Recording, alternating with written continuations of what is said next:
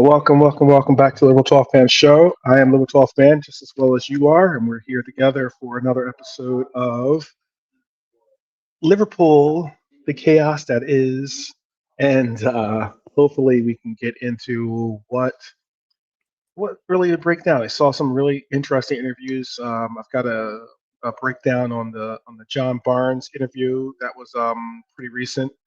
Um, wanted to delve into some of the things. I didn't really bring up a topic for it, but I wanted to also maybe even delve into some of the things that is going on with this Jamie Carragher. Um, just basically some of the backlash that he's receiving and some of the takes that we're seeing. And also get into a couple of things going on around the league, going on around our club, especially some of the takes that we all went into. But I've got together with me my brother in red, Mr. Scouse Lee. How are you, Lee? I'm good, thanks, mate. Good. Good. Um, and I guess where we can start is let me say also hello to Red Armchair supporter. Big up to you as well. Evening to you. I Um, mean, yeah, we got a little bit of a later start in the evenings because I know that Brian was on earlier, and rather than keep bumping heads uh, with each other, figure I'd go a little later so that he could finish out his show. But let me ask you something right from the top. Um, what does it actually mean to support a football club today? That is what I'm going to ask you because I saw, there's a few people I interact with on Twitter or X, and Quasi Bowl, big up to Quasi from Quasi Bowl TV, is one of the people that I do interact with pretty much routinely. Especially, I'm always into if you answer my DMs or you answer my tweets or even give me thumbs up on my tweets, I will certainly try my best to do the same for you. So, um, so Quasi's one of those supportive brothers out there. I really do appreciate it, holding it down in the Bay, little little E40 style. And he asked the question of what does it really? It was basically what does it actually mean to support a football club today? Um, and because right now we're watching a shift in football culture, a shift in loyalty, a shift in identity. Whether people want to admit it or not, game isn't just being played on the pitch anymore. It's being redefined and how fans connect to it, I think is the best way to put it. Today we're going to dive into that, and we're also going to dive into obviously Liverpool present and more importantly Liverpool future. I don't know if that's going to be like uh, there's not going to be any ghost stick of Christmas of Liverpool past and Liverpool future and present to come out and on us, but some might think that it is the case with what we're dealing with. But let me get into this first topic with you, Lee, because it was a very interesting question. The question that was online from Quasi was, "Do fans even love their clubs anymore, or just their favorite players?" That was basically the concept of what he was asking, mm, and I think the entire premise of that question is understandable why he's asking it. I understand why it is something that needs possibly a definitive and clear answer.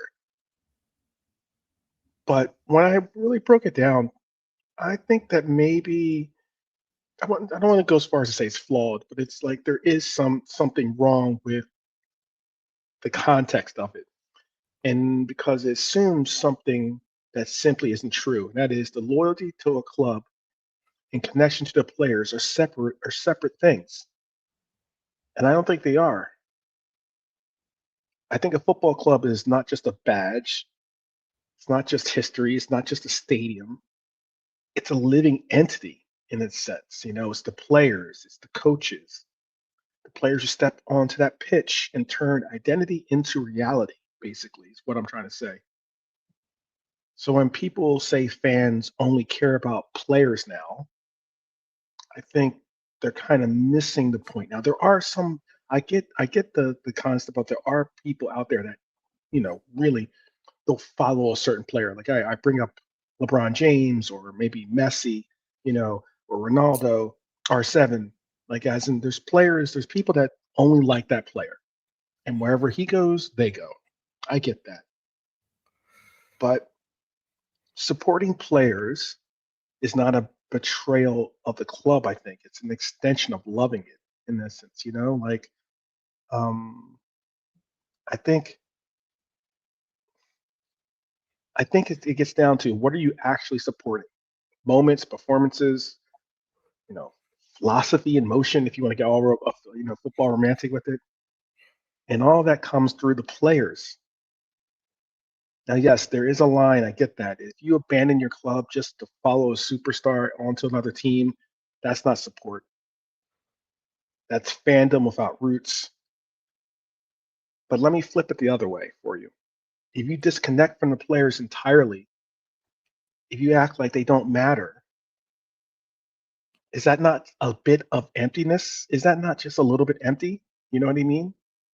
Yeah.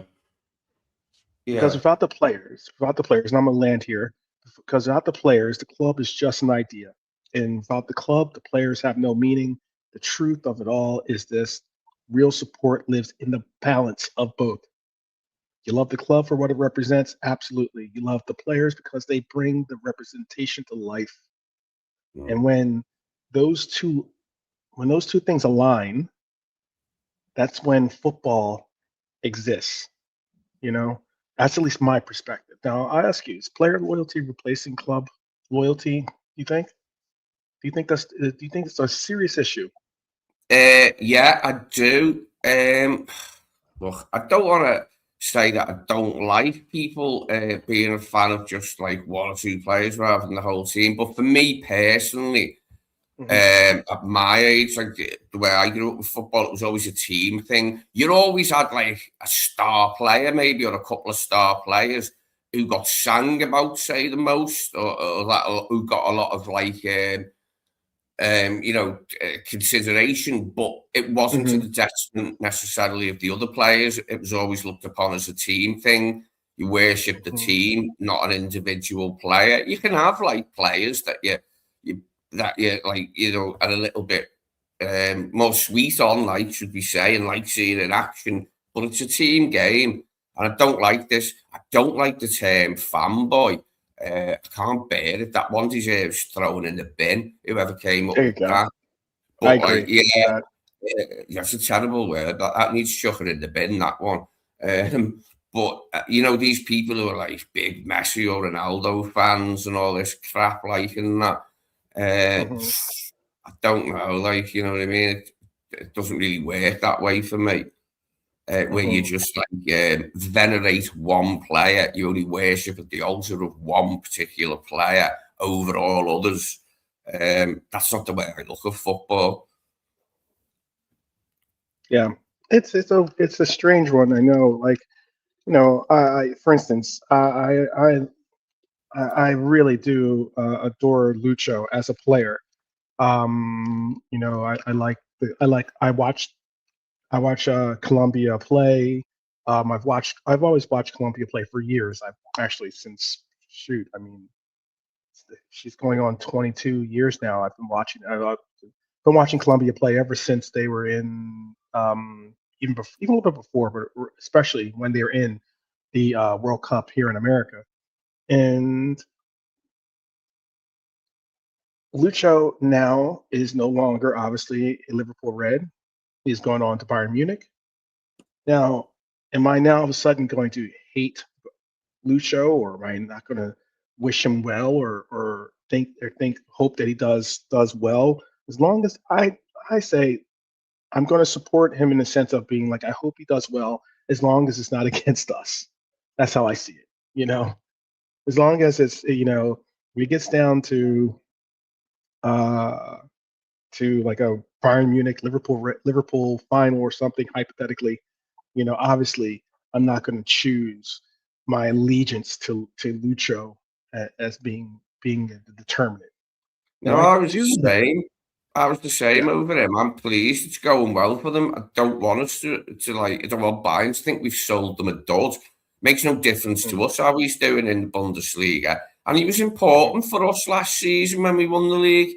Whatever you think. Can you say that? Can you say that? Can you say that again, please, and elaborate a little bit? Because that's something that we're going to definitely keep with this topic, but that's something that I saw Judge Footy Mo speak on, and it really kind of got under my bristles, I guess, because his take was a horrible take, and it was biased. It was like it was silly too. He was trying to say how he was commenting, and I'll give you the background. He was commenting on Steven Gerrard had a comment about he was commenting on the state of Liverpool and the likes, and Steven Gerrard made a comment about Lucho and how we miss Lucho and the presence that he brought and the likes of his skill sets and such to the team. In Mo's idea of it, Mo thought that's not the case. He's like, oh, this is revisionary history. Lucho wasn't that good. He's just, he was just an average player, and there was breaks were times where he didn't play well, and he's not that important. Is that how you feel about it? And I'll be sure to get this whole transcript together so we can properly delve into it. This comment, but go ahead. I mean, look, he was very important for us last season. Very important in that false nine.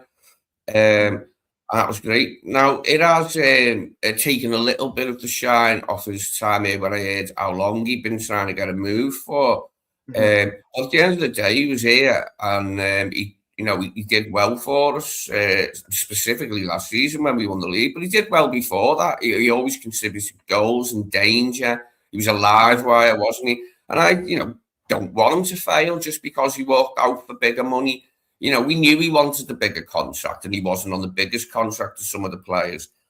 And, we got a great deal for him at his age. So even that part of it worked out well. When it wasn't like we got screwed over, we got a great fee.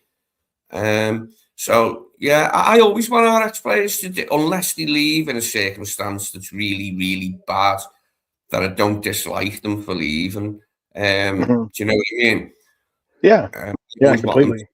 I want them to do well, actually, our ex-players. Like, Dom Solanke didn't play that much for us, but I was pleased to see him score against Atletico Madrid the other week, just because he played for us. Like, basically, it's as simple as that with me.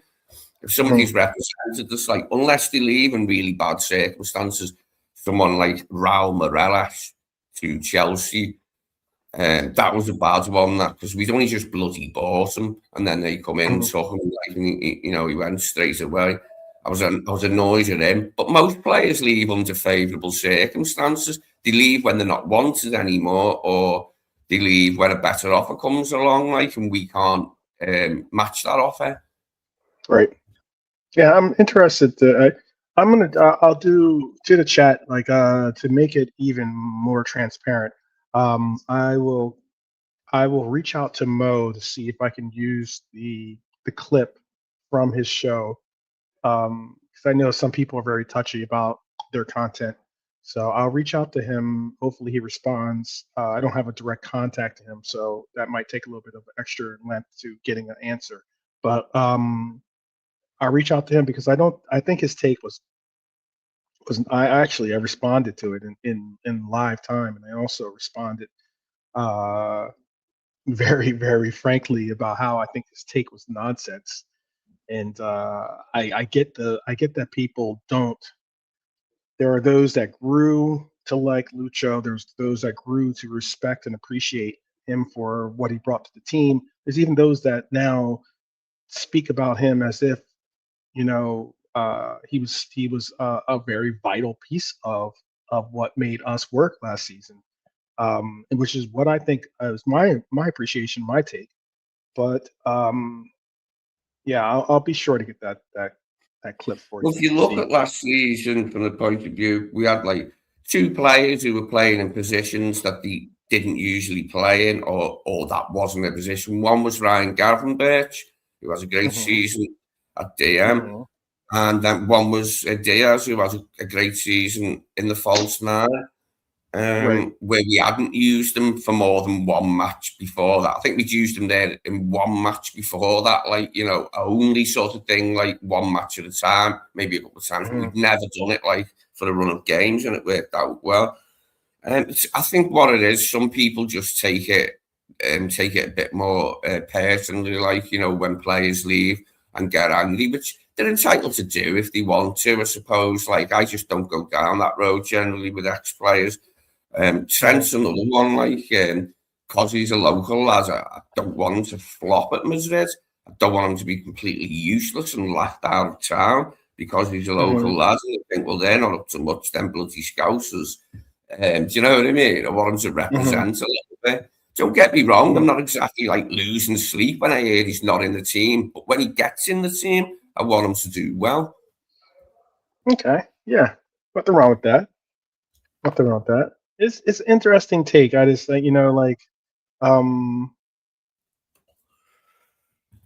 think sometimes, because I think people can be. I think sometimes people are missing this portion of it, and that is, we're not seeing less loyalty. We're seeing loyalty expressed differently, and like, the game is more global. The players are more visible. Narratives are more personal. It's really a loss. Maybe it's a loss of ownership in a sense, or I think it may be even a loss of real, like, camaraderie. I understand there's things about it, like, and it's why I made the comment, because I saw Nick's football club. He has something different for his name now for his channel, but there's a content creator. This guy's named Nick, and he's from Australia, and he does reactionary commentary for other shows. And on the show, he was talking about some of the flack that he was getting from Hussam and the comments and the likes. But the point of why I'm bringing him up is because he was also speaking on the camaraderie, or the tribalism, I think is the better word for it, amongst fans. And I'm like, he was pretty much, he was like kind of against it, and he was like talking about, like, oh, like, you know, who cares about this? He doesn't care about that. He doesn't care about this. And I'm like, well, Nick, if you don't care about the subject, then why are you making it? Why are you making an episode on it? You know, like, no one wants to hear you talk about things you don't care about. You want to hear about things that you are passionate about, things that you have some connection to.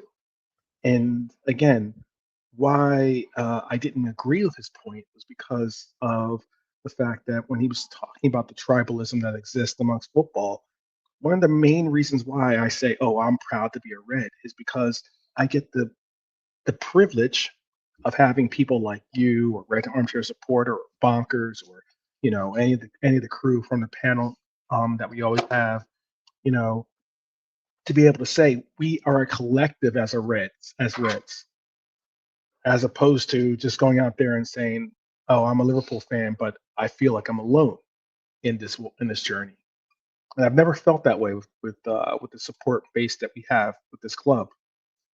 So it's a unique situation, because I know some players, some fans tend to separate themselves into these own silo style uh,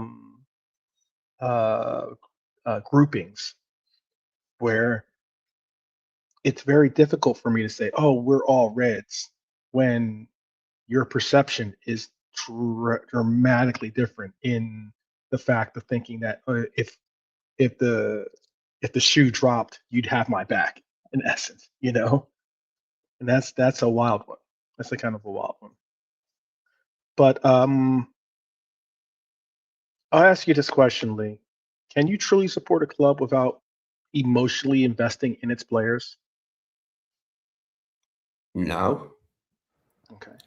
I mean, you do, don't you? As soon as you buy a player, you're emotionally invested on it because you hope the best for any sign. Even if you think a signing isn't that inspiring or that the player might not even be that good, you're still emotionally invested in them because you know he's going to have the shirt on and he's going to be part of your team. So, yeah, of course you get invested in them, all of them. From the, third choice fullback to the star striker. Do you know what I mean? You're invested in all of them emotionally because football's very emotional.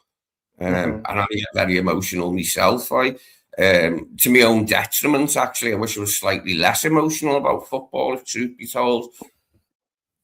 Do you think that's the reason why we're having such an upheaval on this Salah where he ranks in the top 10 players, like this Jamie Carragher stuff with the top 10, his top 10, or why the all the the habab over VVD versus Salah or Salah versus Mane, or like, do you think that that's why people are just so invested in some of these players today that it's tough to sometimes separate their investment in the player and have honest conversations? Maybe, maybe Yeah. not. Yeah, Yeah, probably. Probably. probably. Okay. um, yeah, I guess if your answer is yes, out there in the chat too, then then I ask them, what are you actually supporting? If you can support a club without emotionally investing in its players, I think that it is important that you invest in some of these players. I get that some of these players don't invest the same way as other players used to. The game business of sports is different in the extent of how interchangeable players are amongst other clubs now. It used to be players would go through, the youth academy system. They'd grow up. They'd get promoted to the senior club, and then from the senior club they go on to possibly make a career out of their life, and they would most likely, if not most or definitely, the intent would be to retire as a whatever club they are a part of, or whatever club they grew up with, or whatever club they got their start with. Nowadays, that's not the case. Nowadays, we have a lot of mercenaries out there. We have a lot of players that are just, mercenaries for hire. Some are in it for the money. There are those that are in for the love of the game, for maybe the love of the sport, or maybe it's the sheer fact of the thought of playing with a friend or playing on the team they grew up loving to play for. But it is a question of, like, what are you supporting? A logo, a memory, a concept? Or are you supporting the people who make the concept real every week? Yeah, it's everything. It's like a nexus of things all together, isn't it? Like you're supporting the players, the concept of the club itself, like the crest, the badge, the past, the club's history. All these things come together as one, don't they? With the current squad of players to make your club what it is in your own mind. Mm-hmm. Um, but people take it, like, I understand that people get really passionate and emotional over football. They take it to such weird places sometimes, like what you were saying before about footy judge fella. Mm-hmm. With Diaz, like they take it to weird places sometimes. But I understand that because people are strange. Mm-hmm. People are very strange, aren't they? Okay, Human beings. okay. I thought you were about to sing the song or something. I was, but I thought I'd resist for you, but I do Okay. like that one. Okay. I really like Uh, that album, Strange Days, The Doors. It's a quality album, one of their best. yeah, yeah. Um, And I get what Red Armchair supporter is saying, and I agree with them in the sense of saying, in the greater scheme of things, the club is bigger than any player and will be there long after fans' favorite players have left, and that's definitely true, definitely true. But I'm just trying to say that I always push back when I hear, oh, that fanboy stuff. Whenever you like, as in, I might have a certain player that I like, or that a player that I connect with, or something.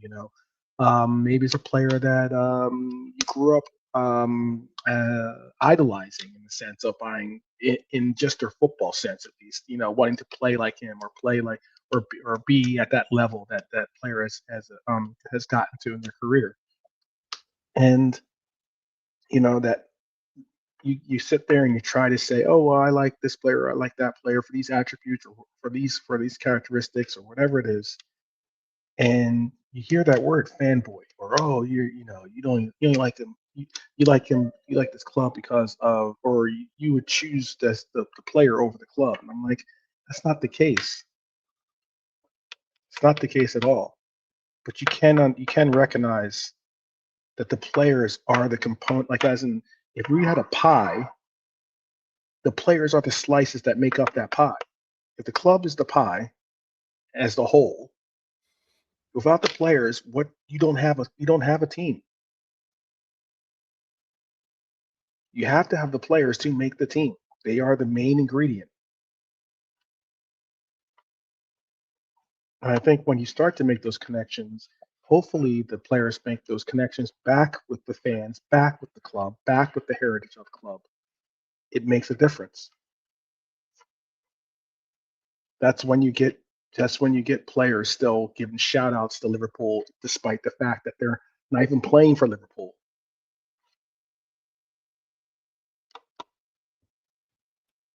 Why you can get players that symbolize.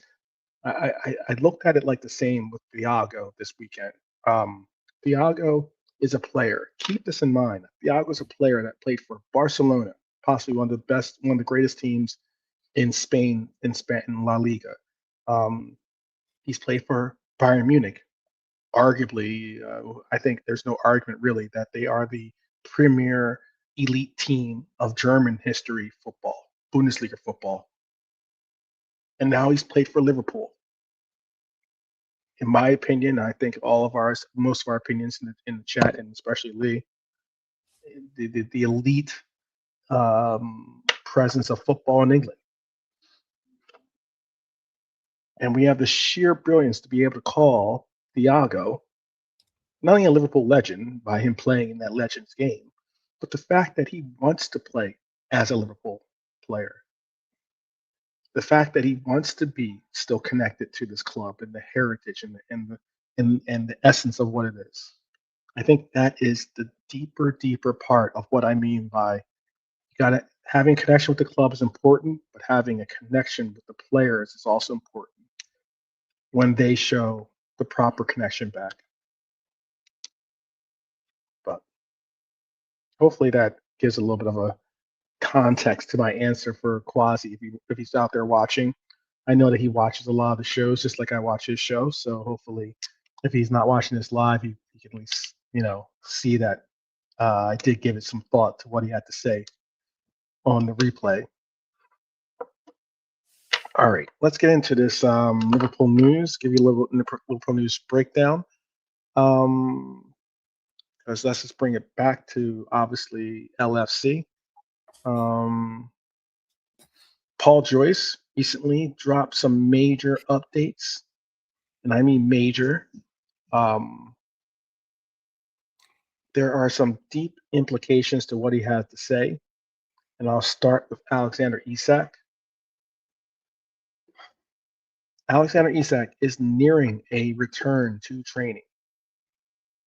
Now, on the surface, that's just fitness news. I know that people are saying, oh, well, isn't he already back? And isn't he already doing this? He's been working towards, when I say training, I mean actually on the pitch training. He's been working towards get his fitness and working on strengthening his knee or his injury and the likes. But that's major. No context matters, but that's a major step. This is one of the most dangerous forwards in the league. Don't listen to Ulai Hones or Hasna. I'm messing up his last name. The executive for Bayern Munich that doesn't really rate Alexander Isak. Oh, Hannes, do you mean? Hannes, that's it. Yes, Hannes. I think is it Uli Hannes, is it? Who's there? Yeah, Uli. Yeah. I know his first name is Uli, but yeah, he was the striker. There used to be Dieter Hannes as well, who was in the '86 World Cup. He was like defensive midfield. Remember him, Dieter Hannes, who was his brother. Yeah, but Uli was a good striker. Uli Hannes. He played against us a few times in the early '70s. Like, yeah, he was a good player, but he's not a big fan, is he? Of he says some. Yeah, he's not. He's a bit. He's a little bit. He's a bit, what's the word? Obstreperous is a good word for what Uli Haynes is sometimes. Like, just like he's a little bit of a twat or something, I guess. Or is that the word you guys use or something? I guess. So, but he's mouthy. He's mouthy. So obstreperous would be a good word. A little bit of a. Yeah, he's definitely got a. He's got a little bit of a Orbit's mouth. He needs to brighten it up a little bit. Armchairs labelled him Uli Heinous. Heinous. There you go. Full of heinous utterances to the press. Oh, wow. By the way, oh my goodness. Wow. What is going on with Italian football, people? Shout out to Bonkers for the update. Thank you. Looks like they did not get past the next stage. They got past the first stage of the playoffs, but got thwarted in the second stage, I believe. I guess you'd say. Is that what happens? Let me see. Says a lot about the strength of Serie A now, or the lack of strength, that they can't even make the World Cup anymore. I mean, this ain't the first time in recent years, is it? They've missed out a few times, haven't they? Italy, they weren't at the last World Cup, were they? In Qatar, were they? Italy. Yeah, they lose in penalties to Bosnia Herzegovina. It looks like wow, they're poor under penalties. Esposito missed his penalty, Tonali made his, but then Crescente missed his, and it ended up being 4-1 in pens. So, unfortunate. Yep. I know, Brian. Excuse me. I meant JK. We were watching it. We were watching Ireland together, actually. But I know that that's a big exit for a team that certainly is usually a mainstay when it comes to World Cup football. Yeah, they're a massive name in the World Cup and always were throughout my childhood. Like, he won the first World Cup I watched against West Germany, Italy in '82. I remember that fella who went off his head when he scored, Marco Tardelli. He was shaking his head. He couldn't believe it. Such a great celebration. And to see that as a child, like, I loved it. But as I say, like, Italy, they've always been a big thing. So it is a big story, and continues to be, that they keep failing to reach the World Cup, because this isn't the first time in recent World Cups that they haven't made it.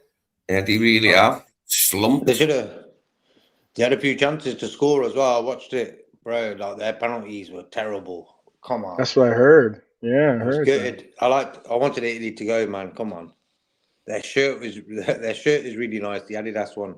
Like, come on, bro. That's going to be big news in Italy. Yeah, that's what I heard. I heard that they missed the first one, made the second, and missed the third. I mean, that's well, for me, Tonali should have took the first penalty. Not that young lad. Yeah. Oh, Czechoslovakia. So Denmark and Italy not going. Yeah, this looks like Sweden's going to go, right? Sweden and Turkey, yep. Yeah, so Turkey's going Wow, to no go. Denmark. That's pretty big as well. No Big up Red Denmark. out there, bro.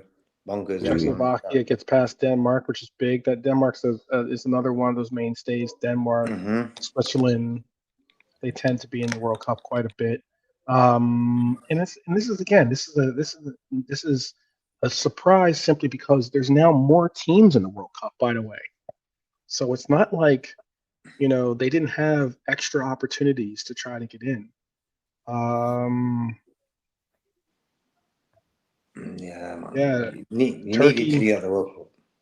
Turkey wins 1-0 over Kosovo. Kosovo wasn't necessarily that good of a team this season, but or this year. I watched that game.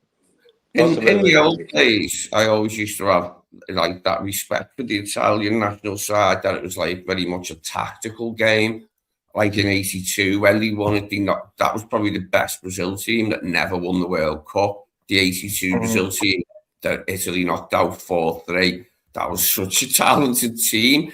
But the Italians, like, you always knew it was a different type of football. But like you could appreciate, like it was very tactical, often very defensive, whereas the Brazilian style was just about expression and the joy of football. I'm not saying Brazilian football wasn't tactical, but it was a different type of football. And Germany as well, to a certain extent, in the old days, it was a tactical thing, the way they could do what they could with the players they had. I think it's a major statement, though. Poland not make. I mean, that's Lewandowski's. This will be Lewandowski's most likely his last. Hurrah when it comes to World Cups. Well, that'll give Isaac a little boost to get fit. You know what I mean? He's gonna think now. Look, I've got now until the summer now to get ready for if I can get into that World Cup team. So that's one plus side for Sweden. I think for Chiesa, Italy going would have been a nice little boost, Yeah. Good for Italy. I wanted them to be there, man.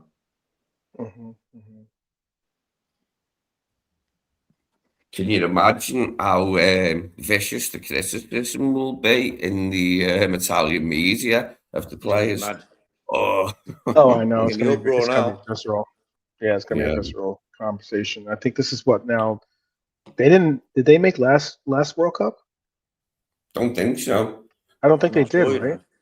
No. I think that was the big thing, was that they'd missed last season or last World Cup, and they missed this World Cup. It's now 2 back-to-back World Cups. Yeah. As far as I recall, they weren't into Italy, and it was a big stink, obviously, then, but the stink will be twice as big this time. Because, that's virtually a decade. Well, it will be over a decade. But the next time they play the World Cup, it'll have been 12 years since they've been in it. That's shocking for the Italians, like, for their national side. And as I said, like, I can imagine that in their gutter press, like, it'll be really, really vicious, viciously decrying all the players and the manager. Bastoni got sent off. And for me, if it was 11 against 11, Italy are winning that game. Because I watched them with 10 men, and I'll tell you the truth, Italy had about a good 2 chances in that extra time to score. They should have won the game, bro. And if they kept 11 man, they would have won it. Yeah. They always walk that tightrope disciplinary wise. The Italians don't give having people sent off. It's never been unknown for the Italian side to have people sent off. They walk a bit of a tightrope there, and it sounds like they fell off it tonight. Ended up with 10 men, and ended up not getting there. So, he'll get a hammering in the papers if it was like a deserved sending off. He'll get hammered. Yeah.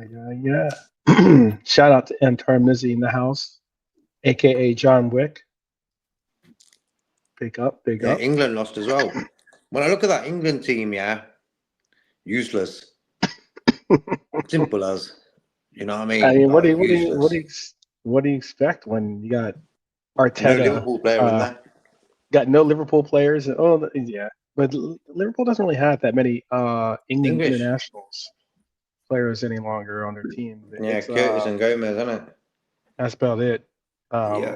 But it's always been like that with England. At that time when we had Gomez, Henderson, Trent, and Jones, Well, I mean, all we playing got well for Kwanzaa Liverpool. is now looked at as being a more you know, liked upon player to be picked up on the teams. Former Yeah, Liverpool because he ain't player. playing for Liverpool, you know what I mean? Yeah, maybe Look, so. at the end of the day, football, look at that England team today. They can't even beat Japan. I was going to watch it, you know, but I watched the last one against Uruguay, and it was so crap. I know, you know, unappealing. Like, they didn't bother putting this one on. Couldn't be arsed watching it. I watched Turkey game against Kosovo. Yeah, man, that was a proper thingy game, man. You know why? I mean, we were talking about the player. I mean, he's going to be too old possibly once he gets on free agency in 27. But Matoma was the guy who scored. Yeah, He was the one that had. Yeah, he was the one that scored against England. Yeah. Did Minamino get any action? Was he present? No, Minamino is injured. He's out for he's unfortunately he'll be out for excuse me, he'll be out for the for he's got an ACL injury. Yeah, I watched it. I was really gutted for that. That was tough. I mean, because this is possibly Minamino's last hurrah for getting into a World Cup. He's 31 years old. Minamino's older than you think. You know, once you really think about it. I didn't think that Minamino was 31 years old. No, he looked dead young, didn't he, Taki? You know, like Endo looks older, but like Minamino looked dead young, didn't he? Like, yeah. He got injured. I think like right around December, January, something like that of this year. He had the ACL injury. mm-hmm. I don't believe he'll be fit for the World Cup most likely, which is a shame. It's a real shame. Thing is, all them games at the World Cup are going to be like how you have it for the Liverpool games, bro. You're going to be like smiling. You can be like, haha. You know how I feel now. Because them games like 4, 6, 5 o'clock in the morning, bro. 6 o'clock in the morning and that. You're going to be like, true. You know how I feel like, now. Yeah, feel a little bit of my pain right now. You can feel the exactly, pain. Bro. That's why I respect you in that way of you don't miss a Liverpool match, bro. And it's do my best not to. Yeah. Yeah, that's not too. Yeah, I don't know if Endo is going to be fit for the. I'm hoping he is. I mean, he's the captain. He's an important player. Again, another player that probably won't see another World Cup after this World Cup. Considering his age, I mean, yeah, I'm hoping he's fit for it. It's how many months? 3 months away. So that'll give him, Isak, them guys a boost to get fit for that. Isak for me, hence why I wanted Sweden to win that game. I was like, you know what? If Sweden get to the World Cup, that will give Isak a mental boost. You know what? I want to be part of that. So sorted, and that'll get him ready for next season, hopefully. You know.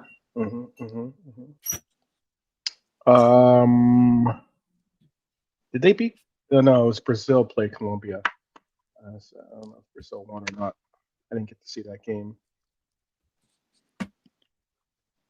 I think Brazil won that game against Colombia. Just like off top of your head, just give me one name of a country that's going to win it.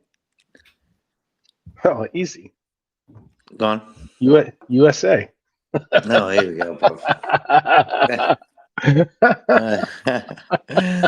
Okay, I'm going to get Mexico then. There you go. Okay. Hey, ChatGPT. That's ChatGPT's prediction. Answer. I think was like. No, I swear. I think ChatGPT's prediction for the winner was going to be, or the World Cup final was going to be USA versus Mexico. I was like, oh, that's too funny. No, that'd be hilarious. Look, hilarious. I think France are a good shout to win it, and Look, Germany. I'm not sure. I think France is the odds-on favorite this season. Oh, Red It's Arm why Jazz it's as why well. yeah, I think that like you look at France's team and you're like they are stacked, by the way. Stacked. Big names, big players. Hey Arto, hope you're cool, bro. Arto in the chat. Mhm. Look, man, I think international football isn't the same like it used to be. And they're overpopulating the teams in the World Cup and in the Champions League. Too many teams. Yeah, Brazil. I don't know. Argentina. Will Messi be involved? Yeah, Yeah. Okay, he's involved. Oh, yeah, okay. yeah. And I thought he retired. Wow, fair play to him. If he wins it again, fair play to him. You know what I mean? I really think that what I did overhear your conversation. It was a little bit. There were parts of it that were kind of tough to not not take a little bit of offense over. Not coming from you, by the way. Mm-hmm. But I did hear your conversation on Fozzie's channel, and I will say this. I will say that I don't agree with the take that football is has no world class players or doesn't have any talent left in it or football is dying. Da, da, da, da, da. I think that like you know you look at these teams. Spain is absolutely like massively stacked. I think that Spain could be the team. I think it's France's World Cup to lose. To be honest with you, but England has super talent. I mean, from top to bottom, has massive talent on it.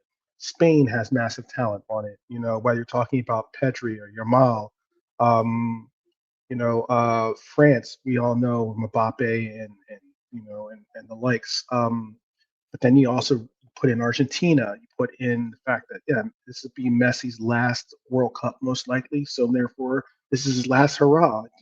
Don't think they're going to make an extra effort to put in for that? Portugal as well.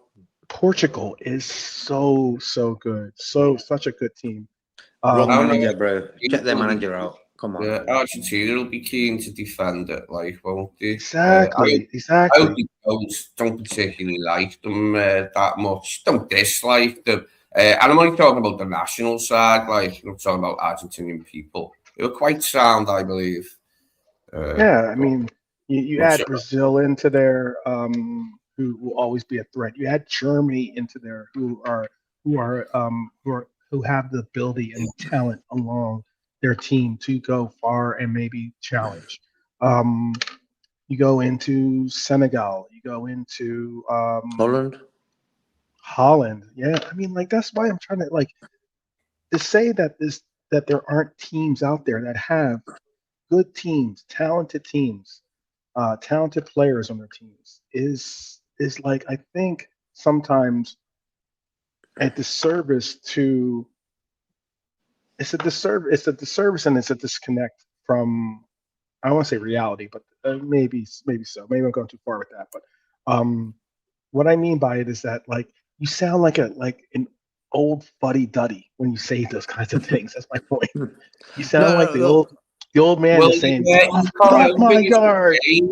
sorry, as you age, like in that over the World Cup, it's when if you like football and then you see the World Cup when you're a kid, you're like, yeah, it's the greatest thing ever. I used to get the thing out the paper and put it up on the wall, and then fill in the results and all that. I'd get right into it when I was young, but I've lost the love for it now. Like I just can't be bothered with anything apart from Liverpool. More like I do watch other football, but only bits. You know what I mean? Yeah. Well, like for me, like when you look at everything in life, like chocolate, for example, a chocolate don't taste like the same it did in the 1980s, 1990s, bro. The quality has gone downhill. They're using different oils and stuff like that. And when you look at what else can I tell you? Films, for example, films aren't the same like they were in the 90s, 80s, 90s. They had a meaning behind it. Like Charlie and the Chocolate Factory. Simple film, but there's a big meaning behind it. If you're a good person, you'll get things. If you're a spoiled, you love yourself some chocolate. I'm sorry. I love Charlie and the Because Chocolate you brought Factory. because you brought up chocolate, and then you brought up chocolate. So if you're sensible about it, you can get Sorry, good I'm things. sorry. If you're not, you end Sorry. up like Augustus Gloop, don't you? You know what I There mean? you go. That's what I'm saying. So when you look at that film, quality of it, great. And that's the same with football now, bro. Football has lost its quality. The quantity has gone up, but the quality's gone down. You know, there's a million players out there, and I cannot pick top 10 world-class players. Back in the days, yeah, we had players like your Maradonas, like Platini, like Luther Matthäus, who are world-class players, bro. Now, Okay, finish your thought. now you do not have that quality of world-class players, bro. Like France, they've got a team full of names, of course, Alisson, Mbappe, and all this. But maybe Mbappe is the closest to world class there. But I will never put Mbappe and Platini on the same sort of page. You know what I mean? Platini was top player, bro. Then you got Italy. Wait. You wouldn't put Dembele into world class? Who? Palais? Dembele? Oof. Nah, bro. He's only started playing football for the last year or so. Like, come on, bro. For me to call someone world class is very difficult. Why? Duration. Van Dijk, duration, time, he's been world class. For me, he's world class. Salah. So why I say why I believe it can be somewhat of a flawed conversation to have is because just that if a player can only establish themselves as being world class over time, okay, then obviously your Miles, your Hollands, your Harry Kane's been I think Harry Kane's world class, but I mean like your finisher, not footballer. He's been been in football for quite some time. But Mbappe's, your maybe Lautaro Martinez's or your Vinicius Juniors, like your Julian Alvarez's, like those kinds of players that are certainly very, very talented players. They don't get the accolades of being world class simply because they haven't had a lengthy storied career. So if that's the case, then okay, I understand that. But then that's how, in my opinion, how we sometimes get wrapped up on, and this is coming from someone that's a football romantic, okay? We sometimes get wrapped up in like romanticizing the past, but not appreciating the present. That's my point. In my opinion. It's a consequence of age, and it's just inevitable. Like you always feel like, but you're not always wrong. You're not always wrong when you say something isn't as good. A lot of the time, like it's 100% accurate, but not always. Like it's just sometimes that you just you get that way, don't you, as you get older. Over the great many things. Look, I mean, like, is it you've seen everything? No, I was just going to just exclaim about how like, is Isak world class? Can be. Is Rafinha world class? I know that word gets thrown around gets thrown around quite often. Maybe a little bit too freely and too frequently. But I just think that there are some players that are certainly elite, if not very like extremely talented players that have because we're talking about an era where we, obviously Lewandowski is not going to be in this World Cup, but I mean, like Lewandowski, I think is a world-class player. I know for some people, I heard the comment about, and again, we should probably even, we're kind of going on a subject that wasn't a part of our run of show. And I'll have another show, and Fozzie can join. Who else is on the show with you? Uncle Rods can join. Even Ant can join. Okay, because I know he's got a very formulated opinion on this kind of subject.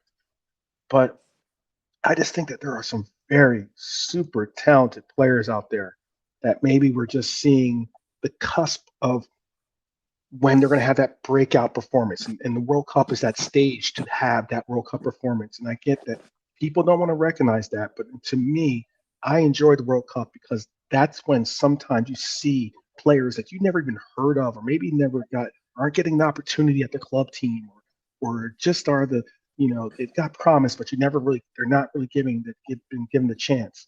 And on that world stage, that's when you see these players all of a sudden bloom into the talents that everyone's been. Yeah, and then what happens is after the '94 World Cup, America was there, and Kobe Jones, is it? Yeah, He went to Coventry. He went to Coventry after that World Cup. Yeah.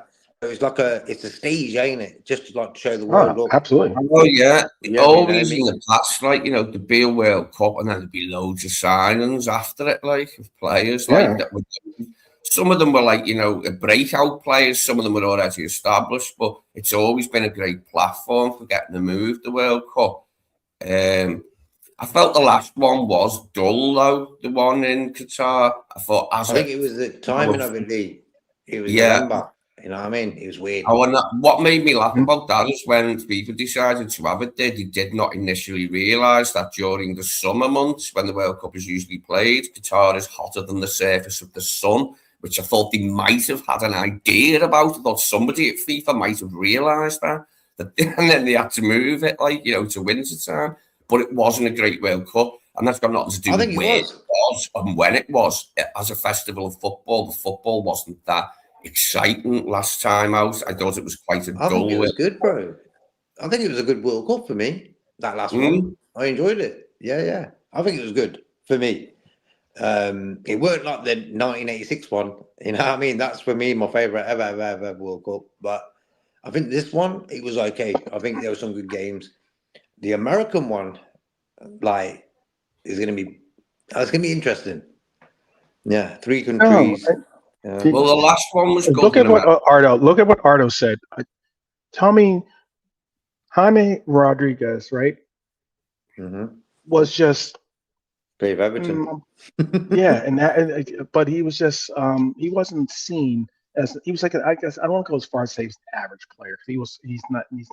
If you make it to that stage, you're beyond average. But but in the terms of speaking, he was seen as just a regular player.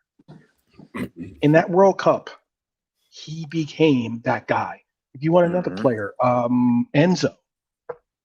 For Enzo's performance in the World Cup made him into a coveted player for football terms or for clubs. There wasn't really people clamoring to get Enzo a part of his team before that World Cup. But then once that World Cup happened, Chelsea all of a sudden wanted to make him £100 million acquisition. I wish we got him. I tell you the truth, top player. Nah, trust me, bro. He for me, I reckon he's a top player. I'm not going on his talent. I'm just going on the character of the player. But he's gritty. You know what I mean? You need a bit of grit. No. He's also racist, so that's why. Oh, is he? I didn't know that. He was the one that he was the one that was singing the song. One of the guys that was singing the song on the bus. But oh God, I didn't even know that. But all the same, talented player, definitely talented player. And I mean, it's these opportunities that we get to see players really emerge into these stars that of the future or stars of now, and I'm excited about the World Cup. I'm not just because it's here in the US, but I'm just excited about the World Cup because players do get the opportunity to make it a platform for them to get an opportunity to go over just like a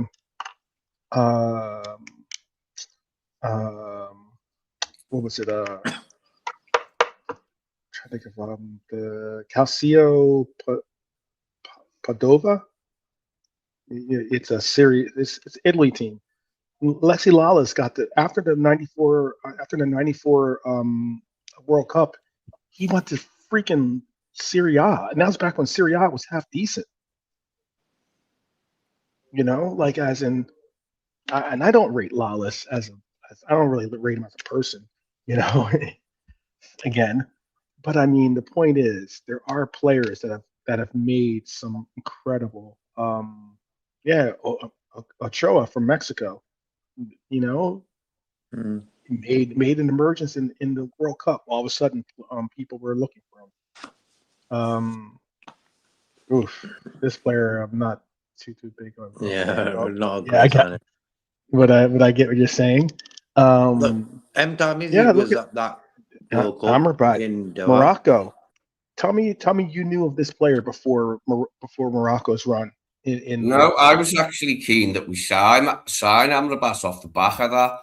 It's probably best that we didn't, but I was keen on signing him off because I did enjoy Morocco. They're very defensive, but they were good at it. You know what I mean? And why not? Why not? If that's going to get you, they went further than any African team's been. I think, didn't they? I think did he go to the semi, Morocco? Yep. Yeah. Well, England. In 2018, I hockey? was enthused about that World Cup because England actually went to the semi. I remember going out the pub to watch the knockout rounds. Actually, some of the group ones and that, I was buzzing off it. I was gonna say Hakimi made a real emergence from the World Cup. You know, I mean, look, I'm saying it as the World Cup can be sometimes a springboard for your career. I'm hoping Florian Wirtz can make it a springboard for his career. I'm hoping that Ekitike can make it a springboard for his career. You know, I'm hoping that we have the opportunity because we have a lot of international players on our team, albeit not for England, but certainly on other teams playing in this World Cup. And I'm hoping that they get the opportunity to take this running, to get the confidence in their game, to get the ability and presence to really make a real difference in the game they bring back to the Champions League or to the club. No, Tamizi, the guy in the chat. He was at the World Cup in Doha. He said it was great. I think it was great. Who's that? Tamizi. Say again? Yeah, but who? Tamizi. I know about who. He went to the World Cup. Oh. You didn't think that this last World Cup was good? That's what you're saying? No, he liked it. He went. He was actually He went there. to the World Cup. Oh, yeah. Okay. The rounds, I think he's saying, yeah. Yeah, he watched the round of 16, and I think it was a good World Cup. Yeah, that's a blessing. It's an absolute blessing. There's a show I want to do because I'm going to try to talk about the pursuit of those. It's kind of like a predecessor to those that are thinking about coming in for this World Cup, whether it's to Canada, Mexico, or USA. It's not going to be cheap, people. It is not going to be cheap.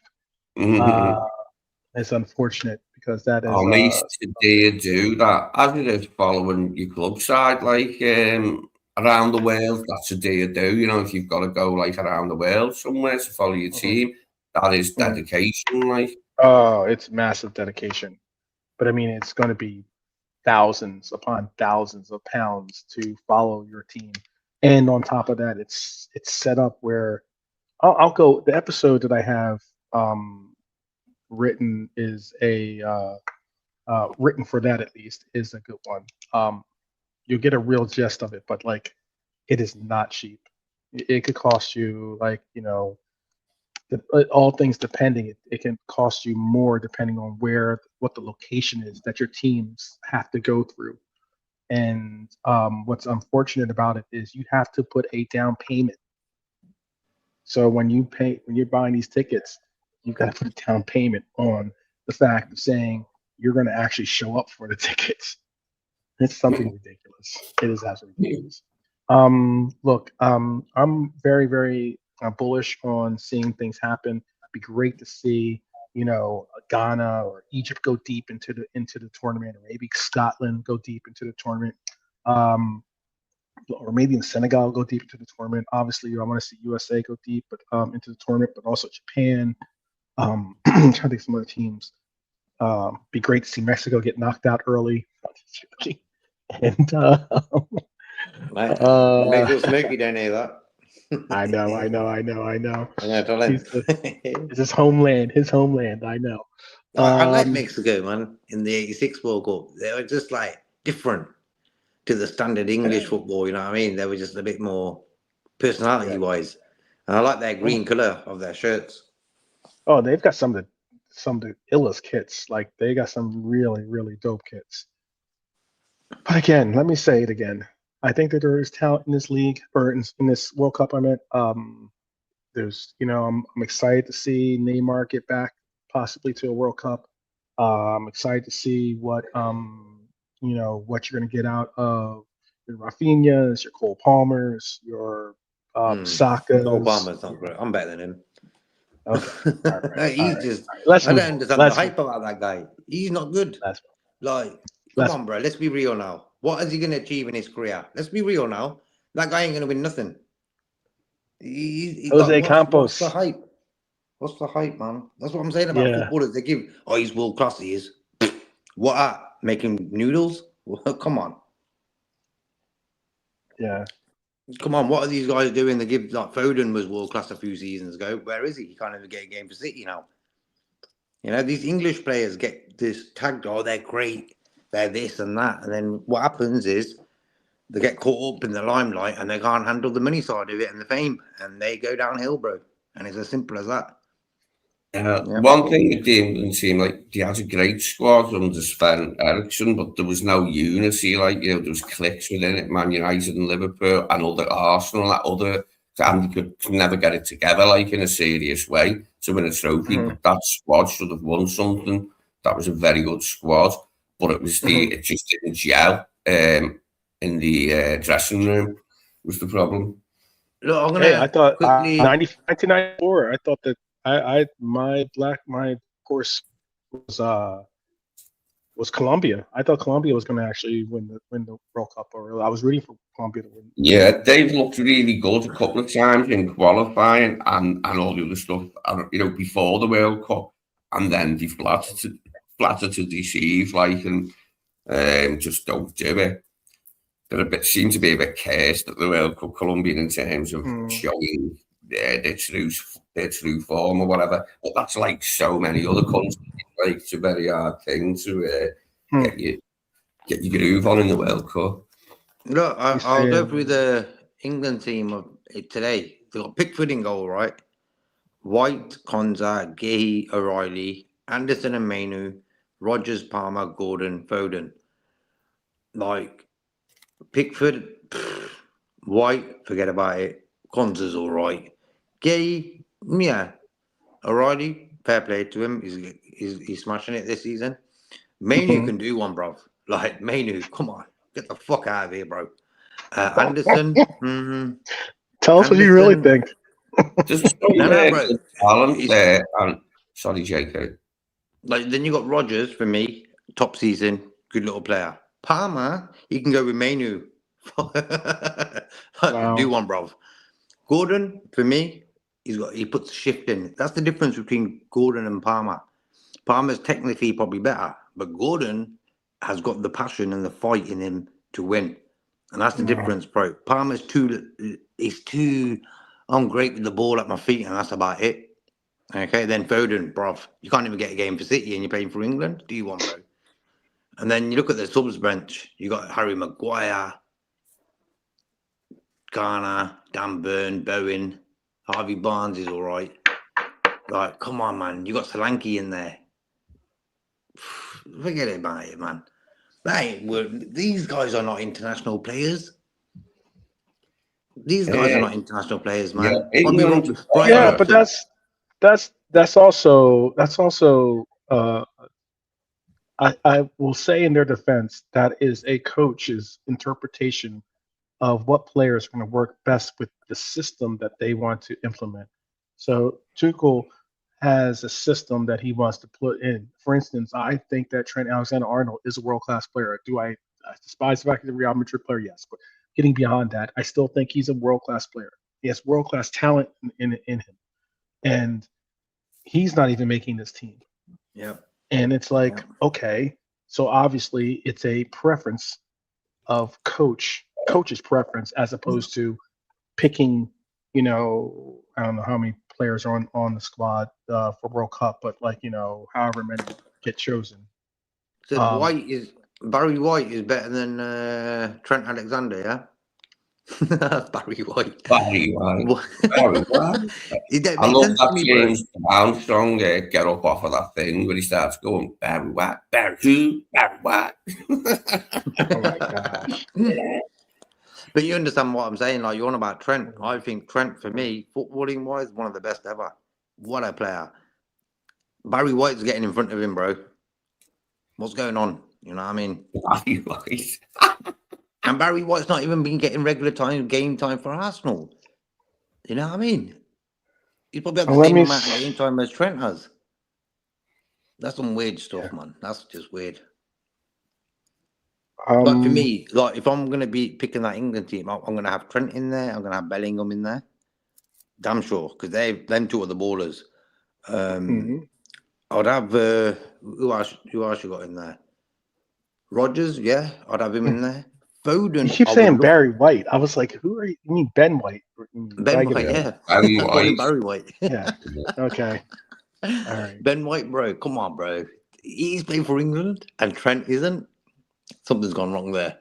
So I mean, yes, that sounds weird, but Ben White has had it's weird. Ben White quit on England.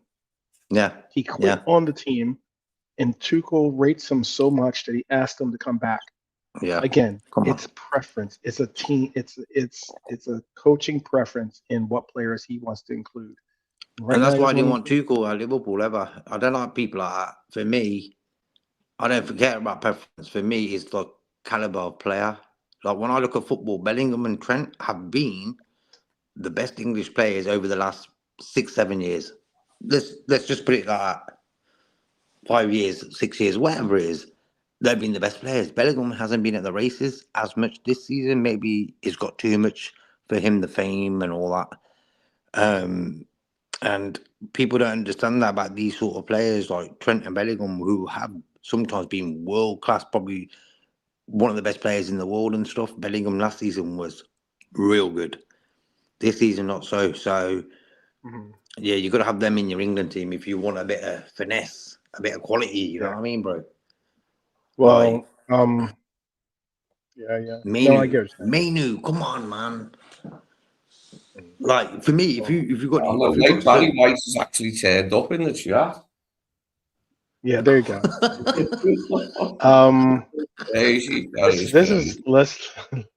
This wasn't even supposed to. We can have it's probably Ben White. He's like, who the fuck's talking about me?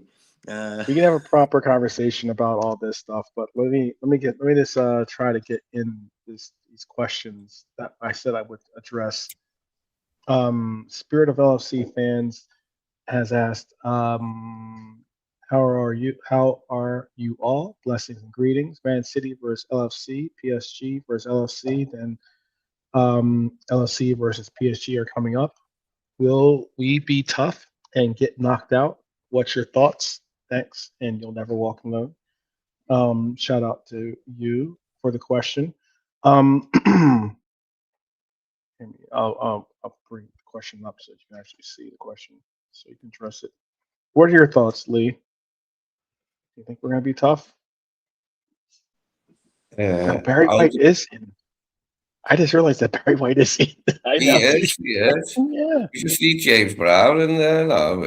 That's one of my favourite James Brown songs. That Get Up Off of That Thing. That is immense. That's the best tune. That bit in it makes me laugh. It's back and singers start going, Barry White. But he's going, Barry who? I'm the man. All this business. That's funny. I like Living in America. That's the tune. That's from Rocky film. Oof, yeah, it's brilliant. Remember the face on Even Drago, like there's all the things going on, and Apollo's dancing around in that big, like, Stars and Stripes top hat and that. I want you. That was brilliant, that bit. That's big.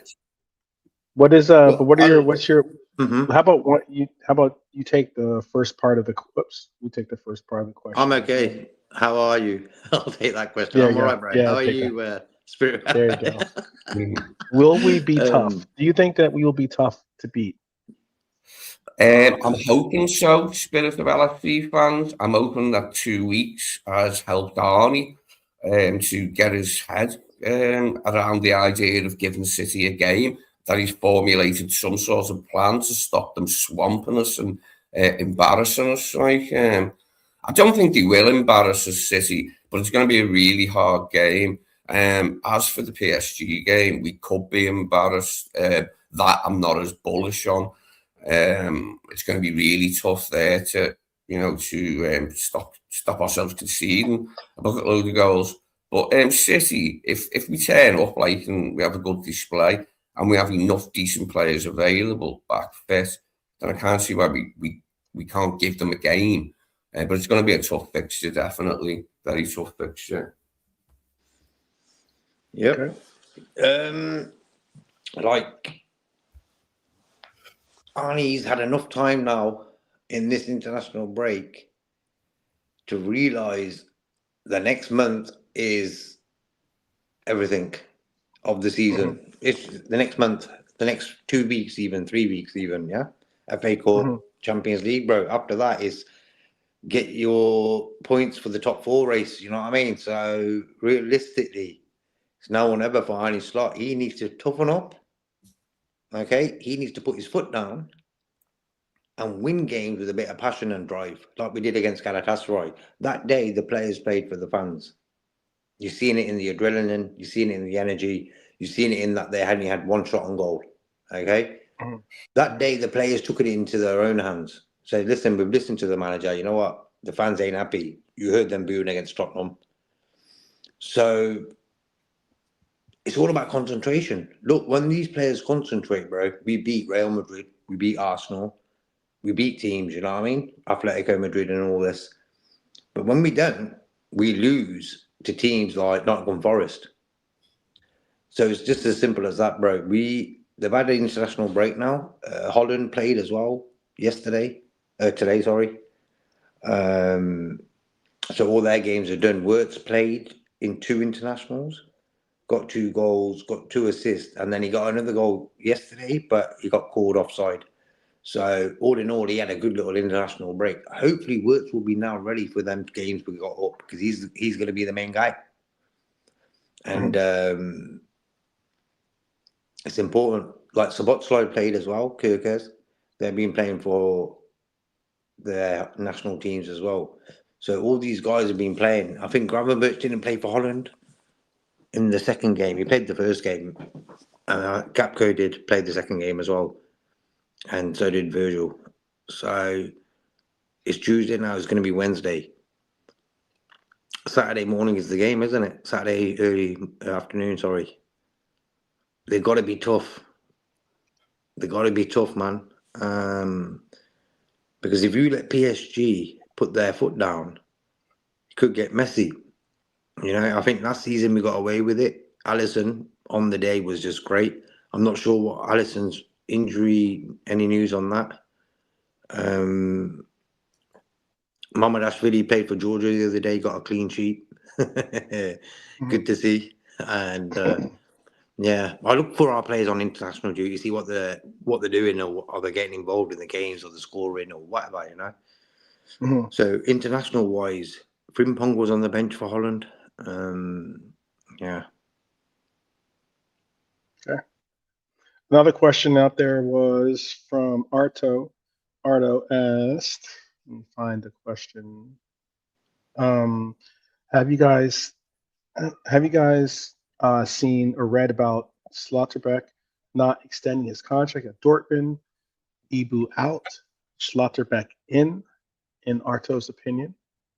I'm also sort of back. I like the amount of experience he has. And he's got a lot of Champions League experience too. Plus, he's left-footed, which is something we don't have.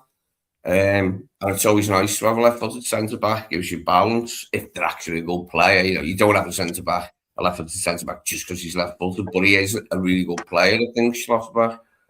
I do like him. I like the amount of experience he's got, because obviously Xhaka and Leone are very young centre-backs. Virgil will be in his last season next season. So we do need some experience as well.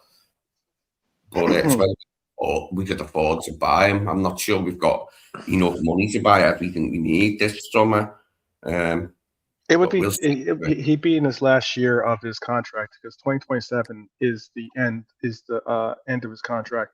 He hasn't extended because of I'm trying to remember what the guy's name is. Sebastian Kiel, I think, Cool or something. Keel, yeah, Sebastian Keel. I think is Sebastian Keel. He was the sporting director for Dortmund, but he no longer is the sporting director for Dortmund. And that's who Schlotterbeck was dealing with.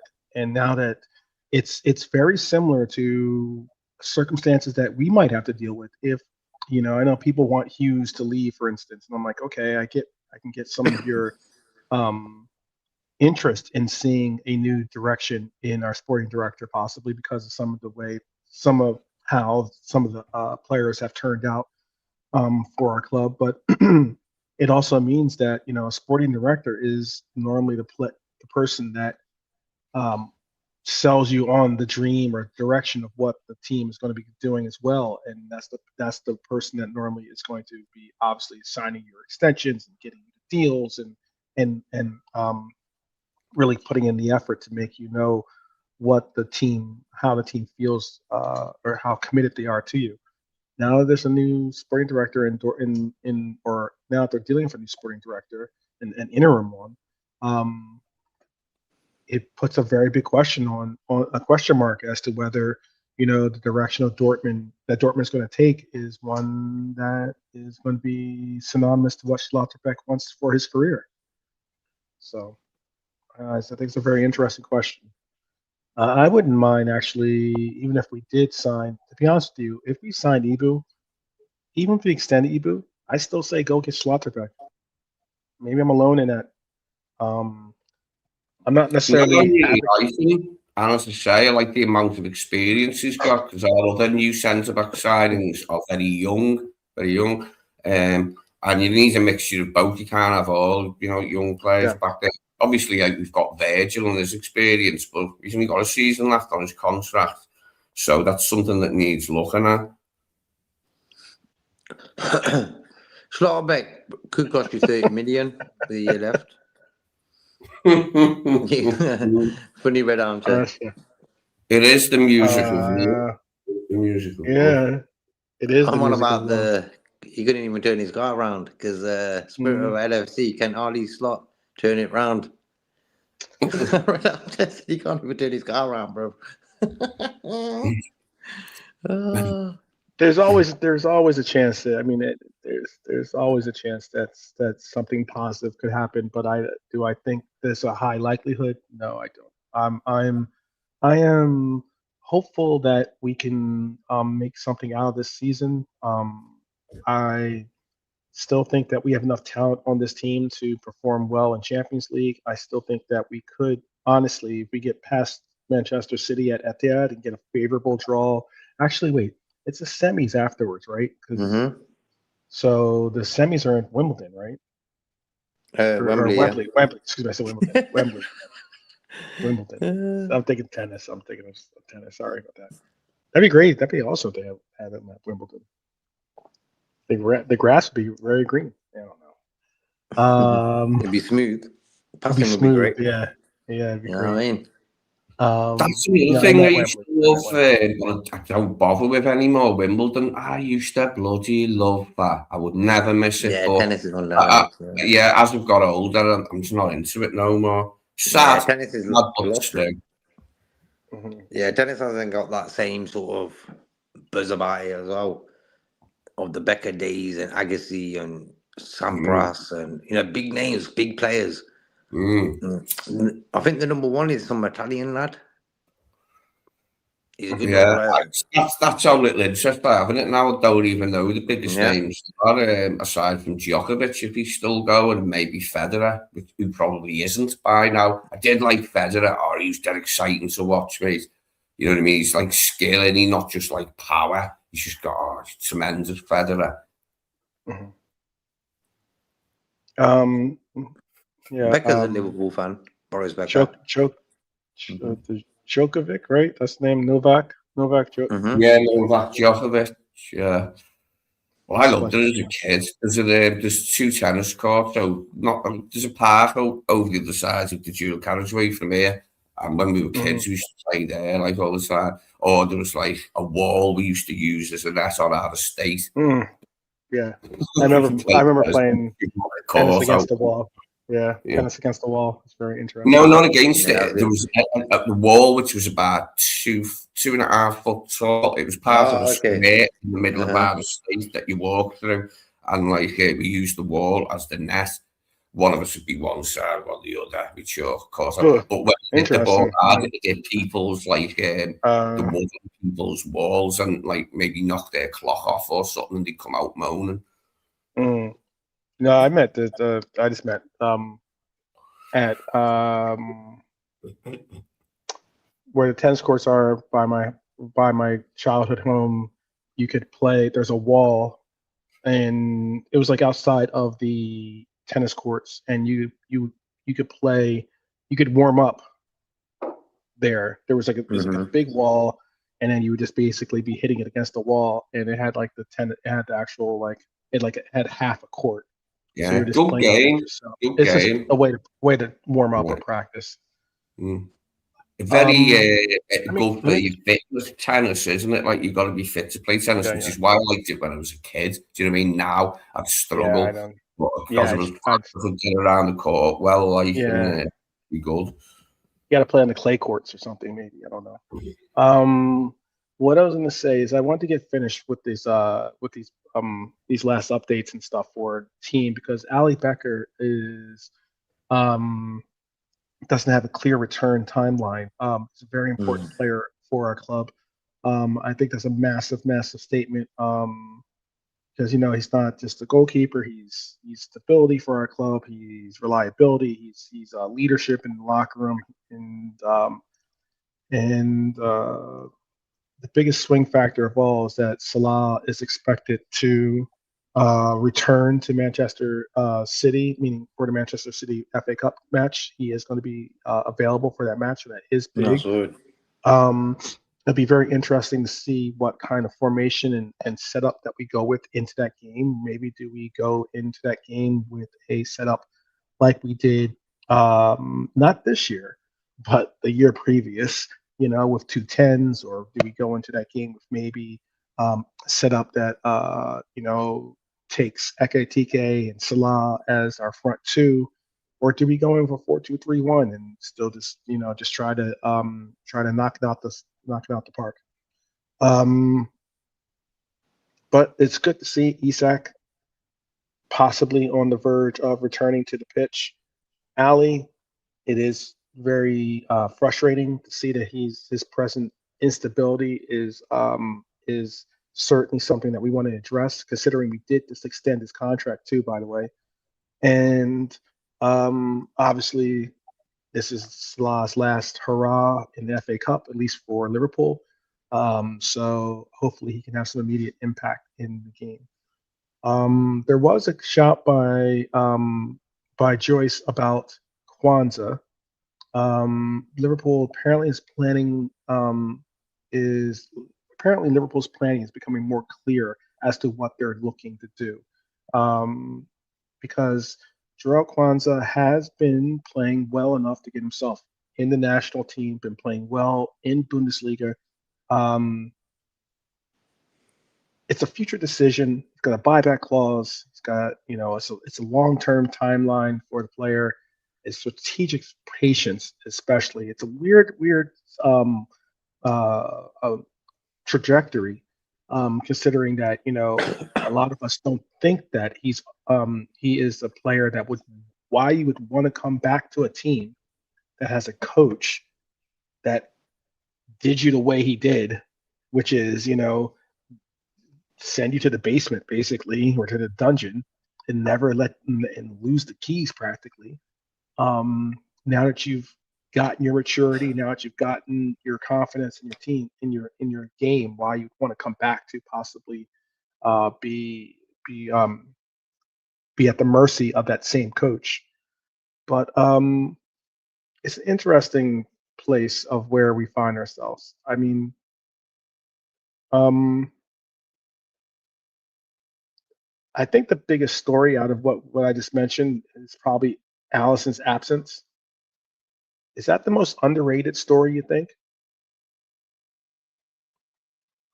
Oh, look at that. Big up. Fam Zone TV. Big up. I'm not sure if that is that's just KJ maybe, or if that is I think that's Dean's. I think his name is Dean. But shout out to you, big up fam. He thinks we're going to go with the 4-2-2-2 with Salah and close to Ekatike. I've been hoping that we see that from the very gate. I think that was the reason why we. Well, big up Dean. Big up Dean.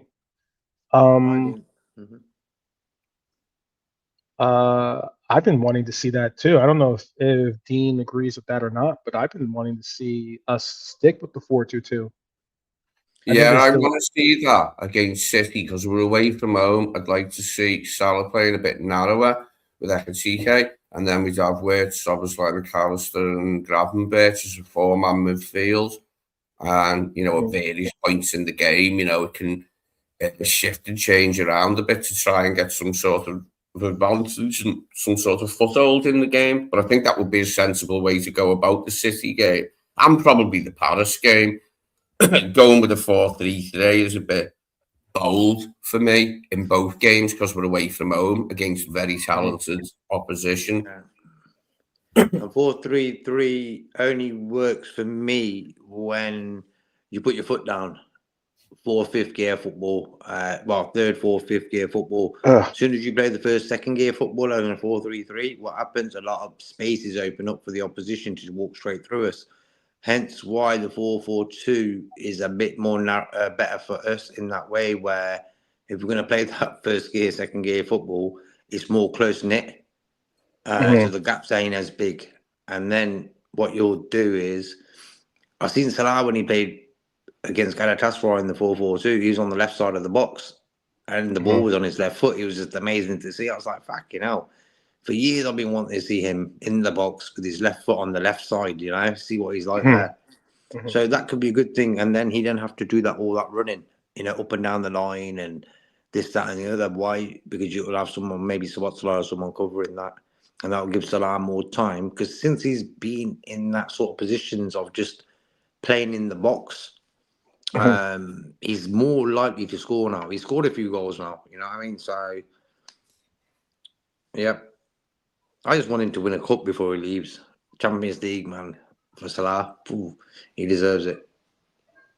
Do you think, Lee, that do you agree with Ardo in that you think the Slot will play a weak team against City and go strong against PSG?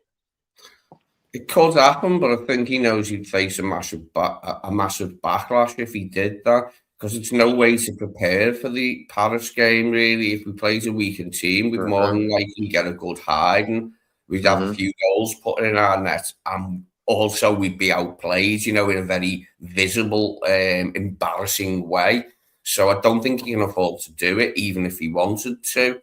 But he might do. But I think the fan base would be angry, because the best way to shape up for Paris is to play well in Manchester. Even if we went out in a tight game, at least we're going away off the back of a good performance then.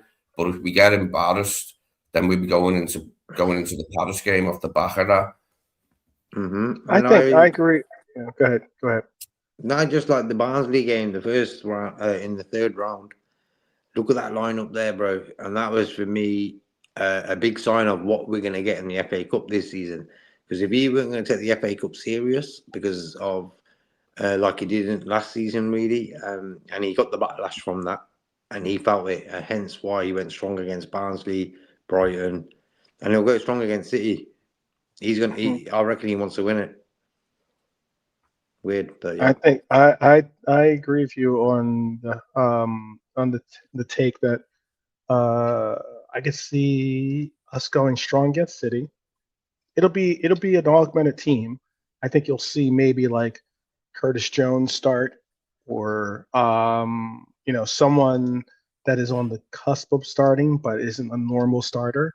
I think you'll see that happen. But then I think we'll still go with a pretty strong lineup, and then we'll certainly go strong in the PSG matchup, and then we'll come home against Fulham. And I think that is the biggest question of where and what Arne Slot does.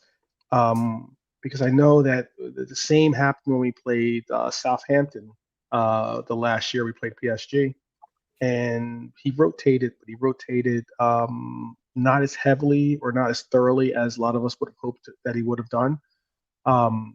Does he make the same mistake this time? Especially with the case that in the league we have no wiggle room to lose any pace with the other teams that we're facing to get top four. Yeah. It's going to be very interesting. I think if anything, if I'm having that conversation with the team, if Arnie said, hey, you can give the team talk about what this team has to prepare for. Personally, I would just say, look, you're going to have to dig in deep into the ditches.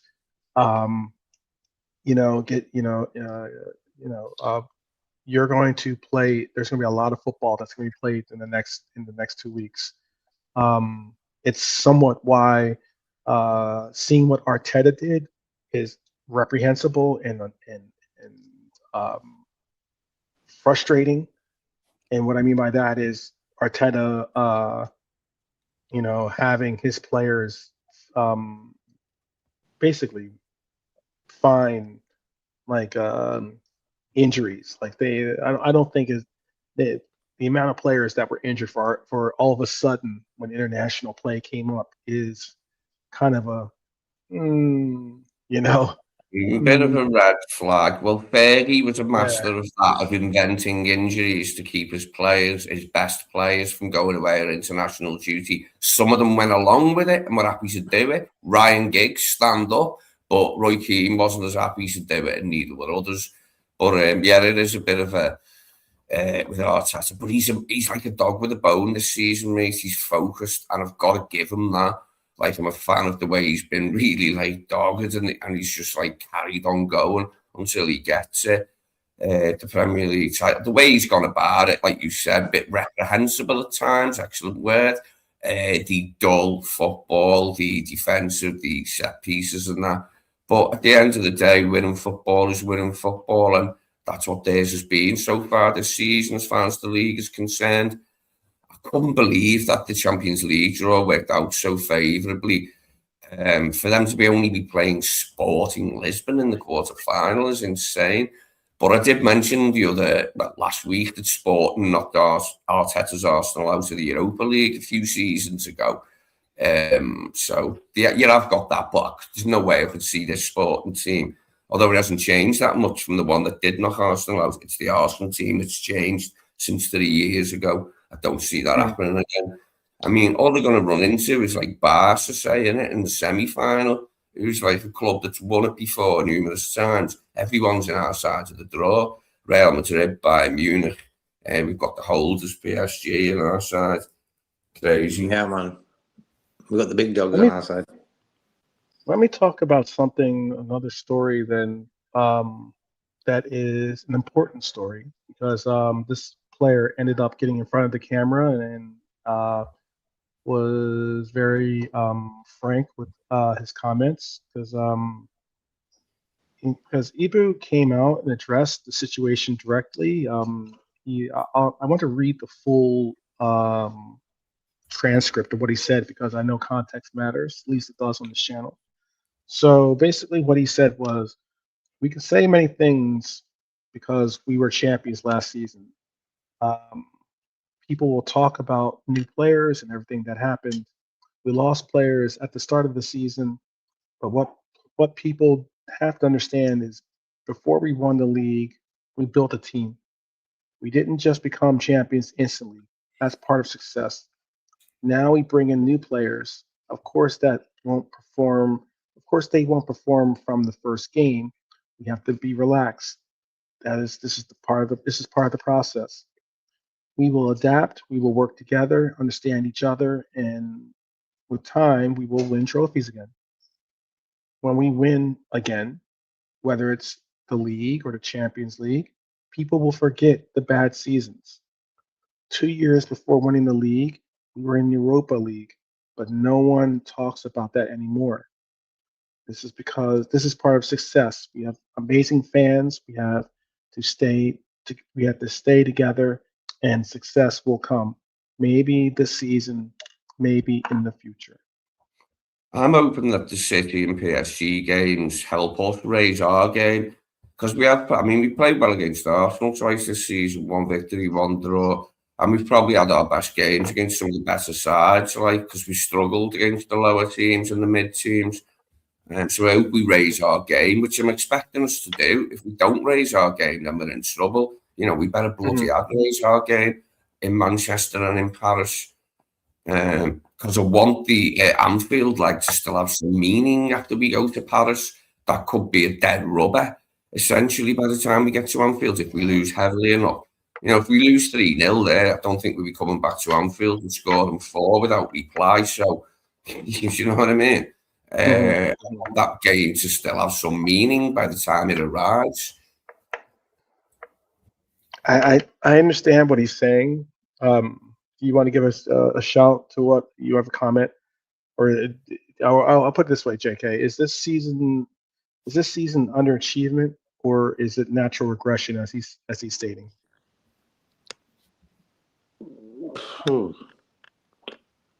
What is it, bro? It could be a lot of things. Could be the influx of all the new players. Maybe tiredness, fatigue, and that from some of the players from last season. Slot overthinking it. So it could be a lot of things. Well, how much responsibility falls on Arne Slot versus the players then? We got to give a percentage. The majority, percentage-wise? We should say 50-50, because when you look at it, the footballers are the guys who do the actual job. Yeah. So, but sometimes I feel the manager's influence on this team in the way we play first gear, second gear football is very strong. It's like we've slowed our game down too much. Hence why people like Robertson were making mistakes, because he ain't used to this sort of slow-paced football. So I'm going to go 60% Arne Slot, 40% players. Okay. 80%, says Ardo. Okay. Okay. I can't blame Arne Slot with them late goals against Fulham, this, that, and the other. You know what I mean? I can't blame them for that. For me, that's the responsibility of the players. They're on the pitch, get the job fucking done. But I can blame Arne Slot of jeopardising games where he's playing first half like he's on the beach, and then the second half having a little slight jog. If you know what I mean, bro, that's about it. So I'm blaming the manager for that in the pace of the games, the way we play on. Yeah. I hear what he's saying, meaning Konaté in the statement. And I'm hopeful that we will win again, of course. I'm hoping that we can win now. I get his statement about, 2 years before winning the league, we were in Europa League, but no one talks about that anymore. Well, no, we don't talk about it. No, there's plenty of people that do talk about it. But one of the reasons why it is relevant is one, we wouldn't have been if the Champions League was set up the way it is now 2 years ago, we would not have been in Europa. We would have been in Champions League. Because we got fifth place that year. We ended up in Europa. But now No, fifth place. you forget quickly when something else comes along. Like last season when we won the league, quickly forgot that we were in the Europa League the season before. But this season, I haven't forgot that because I remember being in the Europa League 2 years ago, and it wasn't. I mean, remember the group stage, like the teams that we had in it, and it's got even weaker since then because the Champions League's been extended.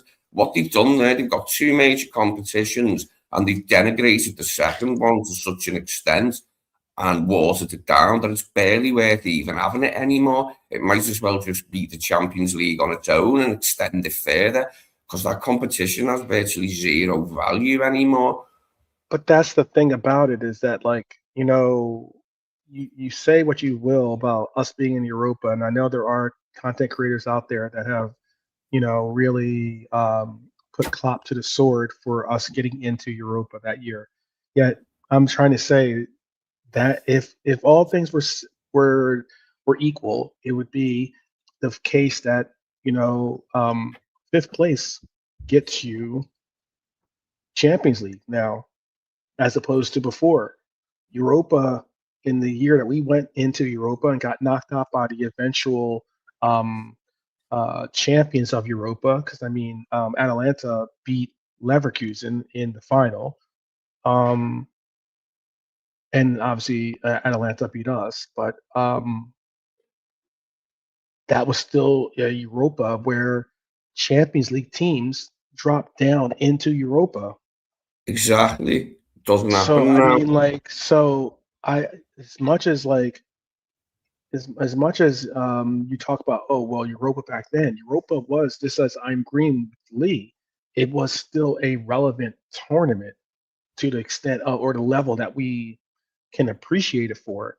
Now Europa is not.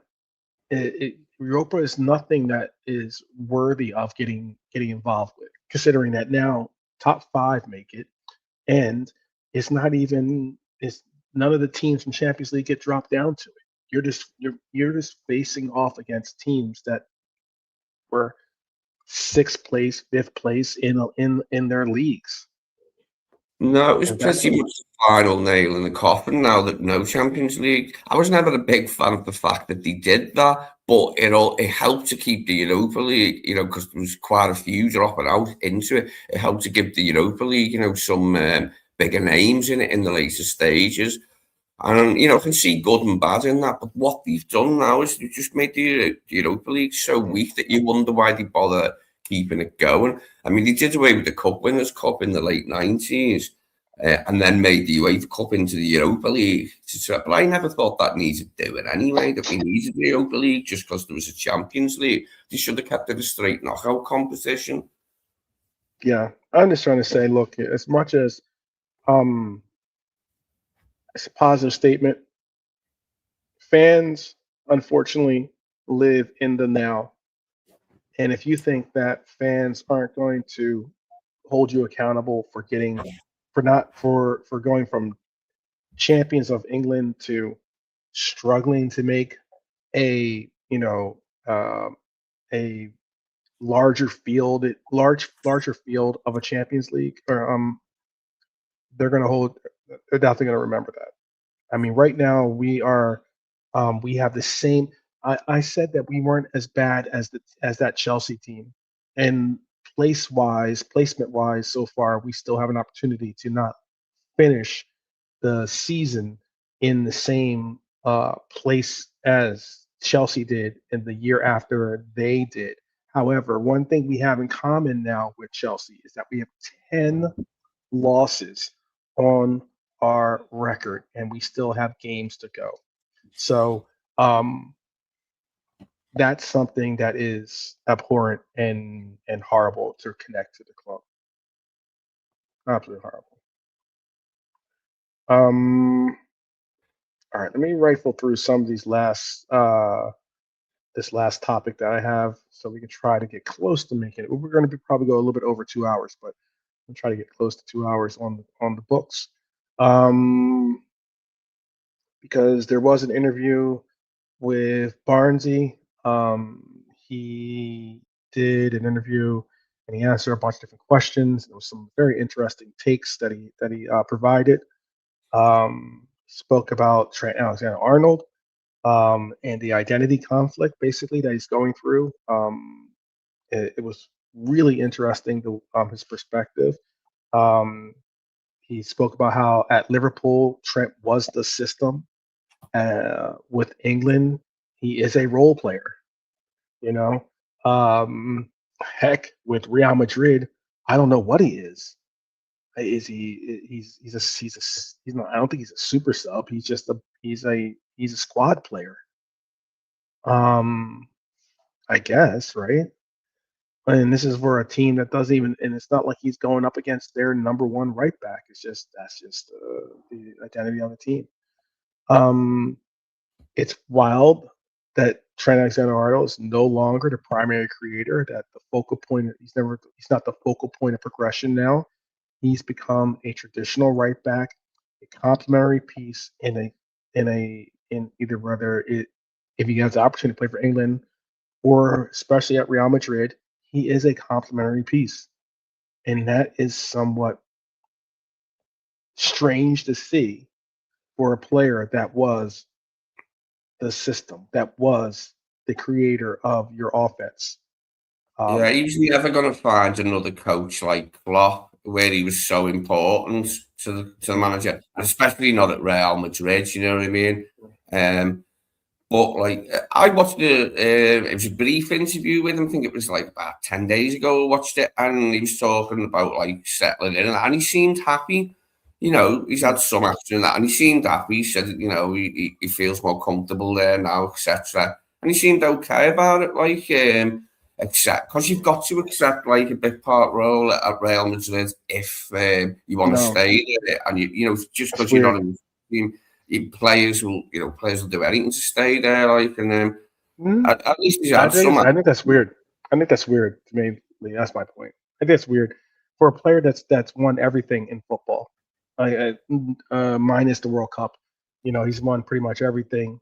Uh, um, in the club world, at least he's won almost everything, Mm, and he's always been, you know, the man. He was one ascension away from being the captain.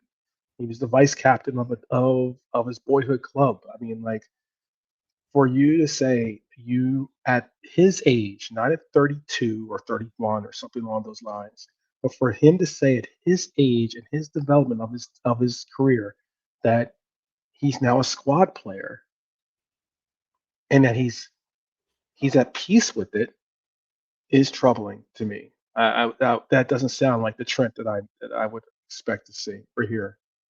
I know he's it is very though, like competitive. future's unwritten for him. I mean, like, you know, there could be an injury thing at right back that gives him his chance. That could happen anytime.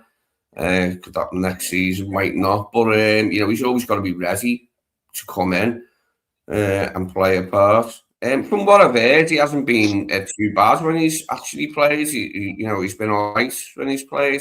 Apparently, like so. You know, What about for England though?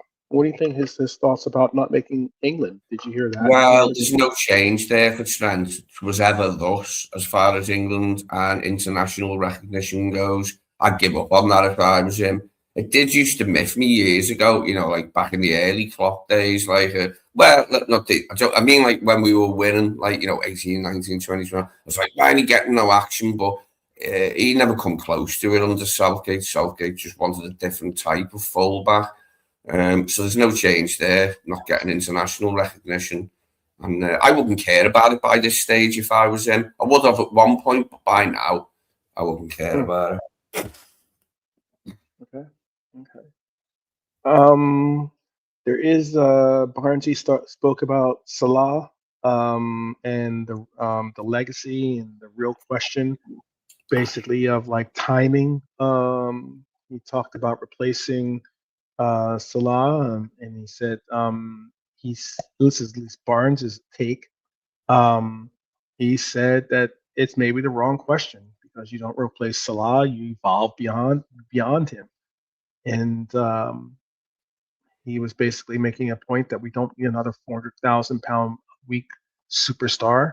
We need balance, we need structure, we need support systems for that side of the pitch. I'm looking at it from what my suggestion earlier was, is that if we go for a 4-2-2-2, we answer the problem of replacing Salah right there. If anything, I'm going into the market for a Julian Alvarez or something like that, rather than to shore up my striker situation, because I don't want to be left out again with, relying on Ekitike as the sole striker in our system. Not that he's not capable, but more so it's a lot of wear and tear on our striker.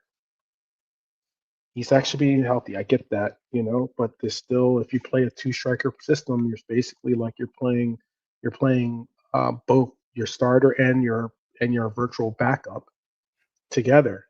So you'll need another backup, and you'll need a comparable player that can rotate within that system. And I think that's why, personally, I would go for a Julian Alvarez, or really, really focus on trying to get Jaden Danz's health and fitness to the level where he could be actually committed and relied on. That's just my opinion.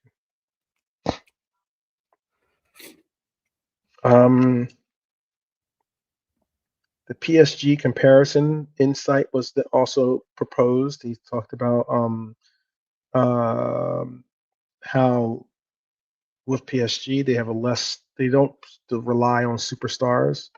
They're more a system cohesion type team, and that they have a better team identity currently under Enrique. Do you believe that's not only the direction football is moving towards, but do you think that's a dangerous direction that football is moving towards? And maybe because it can give more credence to what Fozzie and JK were talking about and Rods were talking about yesterday, which is, not allowing for superstars to be expressive and creative with their talents. Either one of you could answer that one.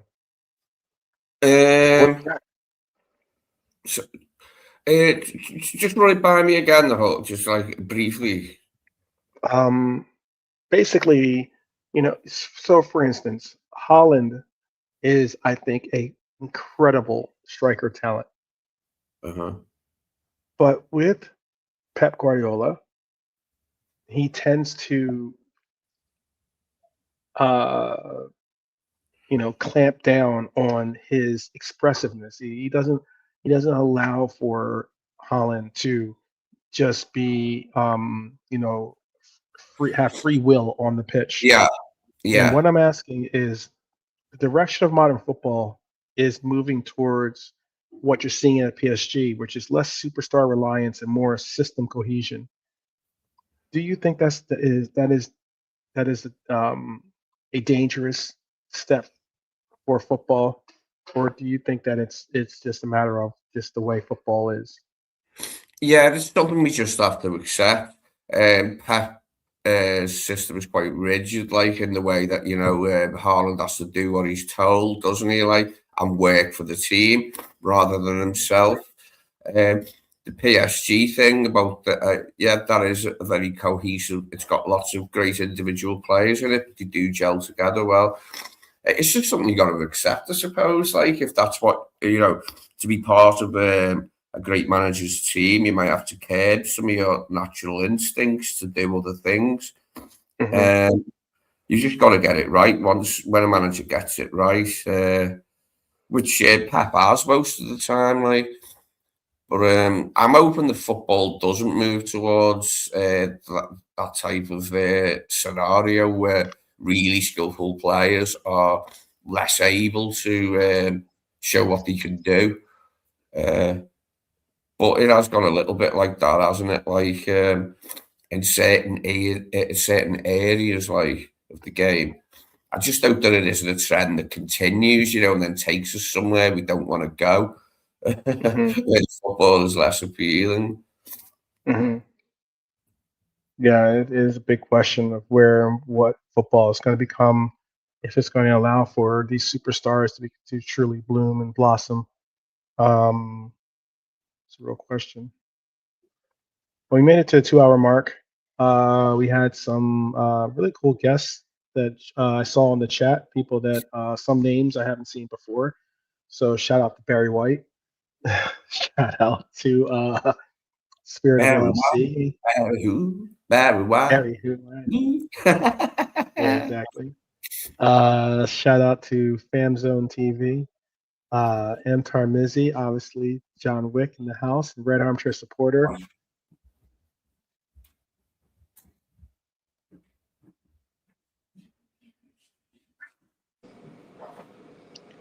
I think 12 just sort of. My fault. Sorry about that. I hit the. Oh, okay, cool. I was gonna. I hit the. Mm-hmm. Yeah, if I swiped on my mouse pad and it went. It took the it went back, but my bad. Yeah, I was gonna say Ardo, Red Armchair supporter. Definitely shout out to you guys as well as Bonkers was in the chat early as well. So shout out to Bonkers. Hey, like the question you were just asking Lee, I quickly will say that no matter what system you play as a manager, if the players are not playing at the pace that connects to that system, it don't matter, bro. And if them players are not on their toes, okay, no system's gonna work for me. And sometimes you've seen us be a bit lackluster, not on our toes, a bit drowsy and a bit fatigued or whatever it is, but not at the races. So no matter what system Arnie Slot plays, if the players are not at the races, it don't matter. I mean, we're looking at hopefully building the team around Verts, like in the coming seasons, and he will hopefully be our star man and the guy that things revolve around to a great extent. So, you know, I do that, facilitating with the frame of the team that like gets the best out of him, because he's got some good strikers to supply. And he's already got an excellent link with Hugo. We've seen them. Some of the little touches between the two of them this season have been sublime. That one where I think it was Hugo backheeled it through the guy's legs and Virgil went round one man and finished, and it was just beautiful. So like, we've got that one too. Like, yeah. Like for me, Wirtz is a type of guy who can be the main guy in the system and stuff. And like the way he played against Switzerland the other day, 2 goals, 2 assists in one game. Why? He was given like freedom. He was playing a lot on the left, but it felt like he was just enjoying the game. But the guys, but also when you're playing with the Wirtz in a team like in a Premier League, you've got to make sure that people like McAllister, Sobotsla, and Gravenberch are protecting him. You know what I mean? So any players that come near him, Mane was the best at that. Any players that come near Wirtz in a move, you get in the way and get that guy out the scene. You know, so that's the way Wirtz will be good when he has a bit of protection with him. Bless up, Nigel. I like that energy. There you go. Yeah, remain positive. Big up Abdul as well. Big up to Abdul. Wagwan, Abdul. Wagwan.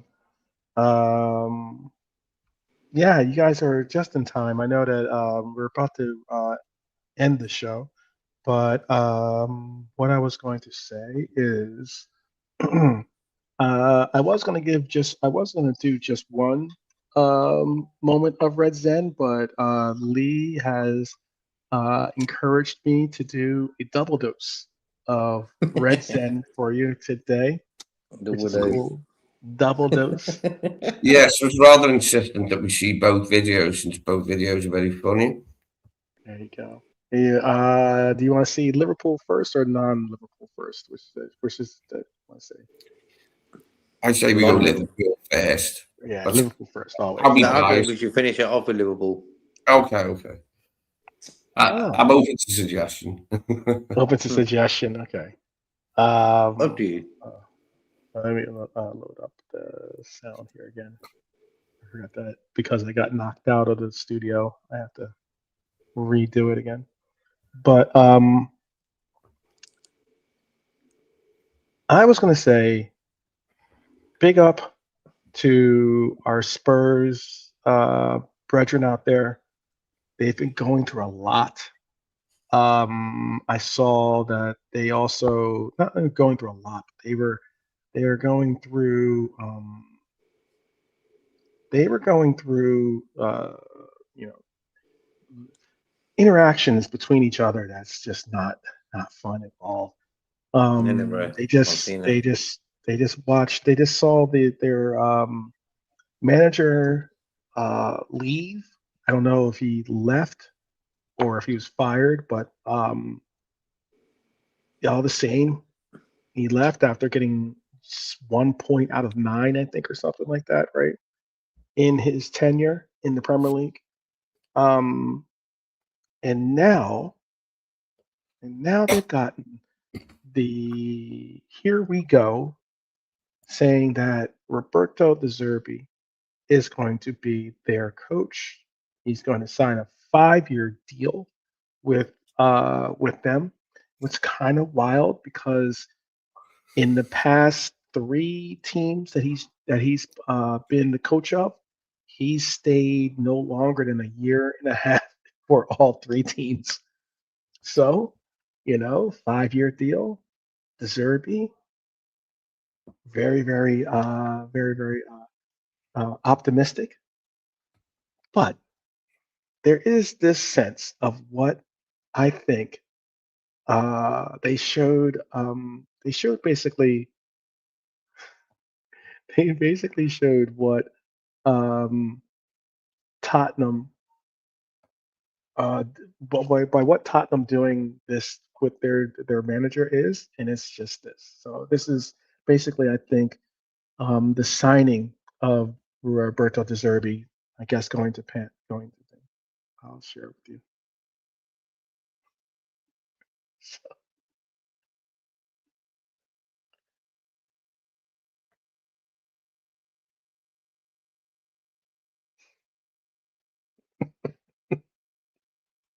we'll see how it works out. We'll see how it works out. But more power to him. I guess we'll end on a positive one though. The positive. Let me see if I can make they make that so difficult now because they bring over. It's so difficult to minimize the screen nowadays on StreamYard.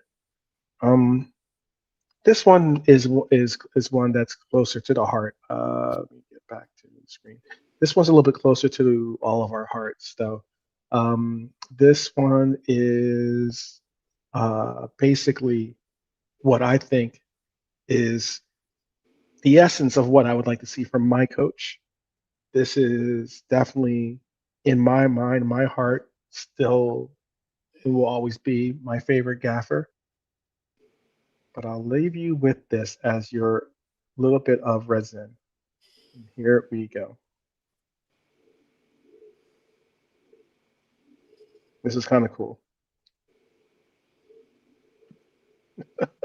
Yeah, I've seen that. I've seen that. Pretty cool. Actually. It was funny. Pretty cool. Brilliant, that there. Top man, Jürgen. Never changes, does he? Still the same old Jürgen. Yeah, you ain't getting better than Jürgen. You can't really. He's the man, isn't he? He's the man. He's the guy. He's got personality, bro. And he's sorry to say, you didn't seem like he's got one. And that's why for a Liverpool manager, Lee knows the score. Regarding old school Liverpool managers, they all had a big personality. Shankly, Fagan, Dalglish, like not big talkers, but they had this aura about them. Jürgen, man, there will never be another Jürgen Klopp. There will not be one. What a guy! What a guy, man. Okay, and you can't blame him. I'd like to get a selfie with Thiago too. So there you go. But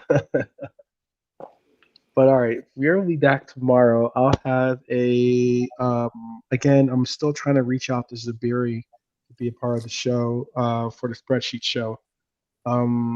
We will have that down that spreadsheet show at least by Thursday, if not tomorrow, but by Thursday. If he can't be a part of it, I'm just going to go forward with it.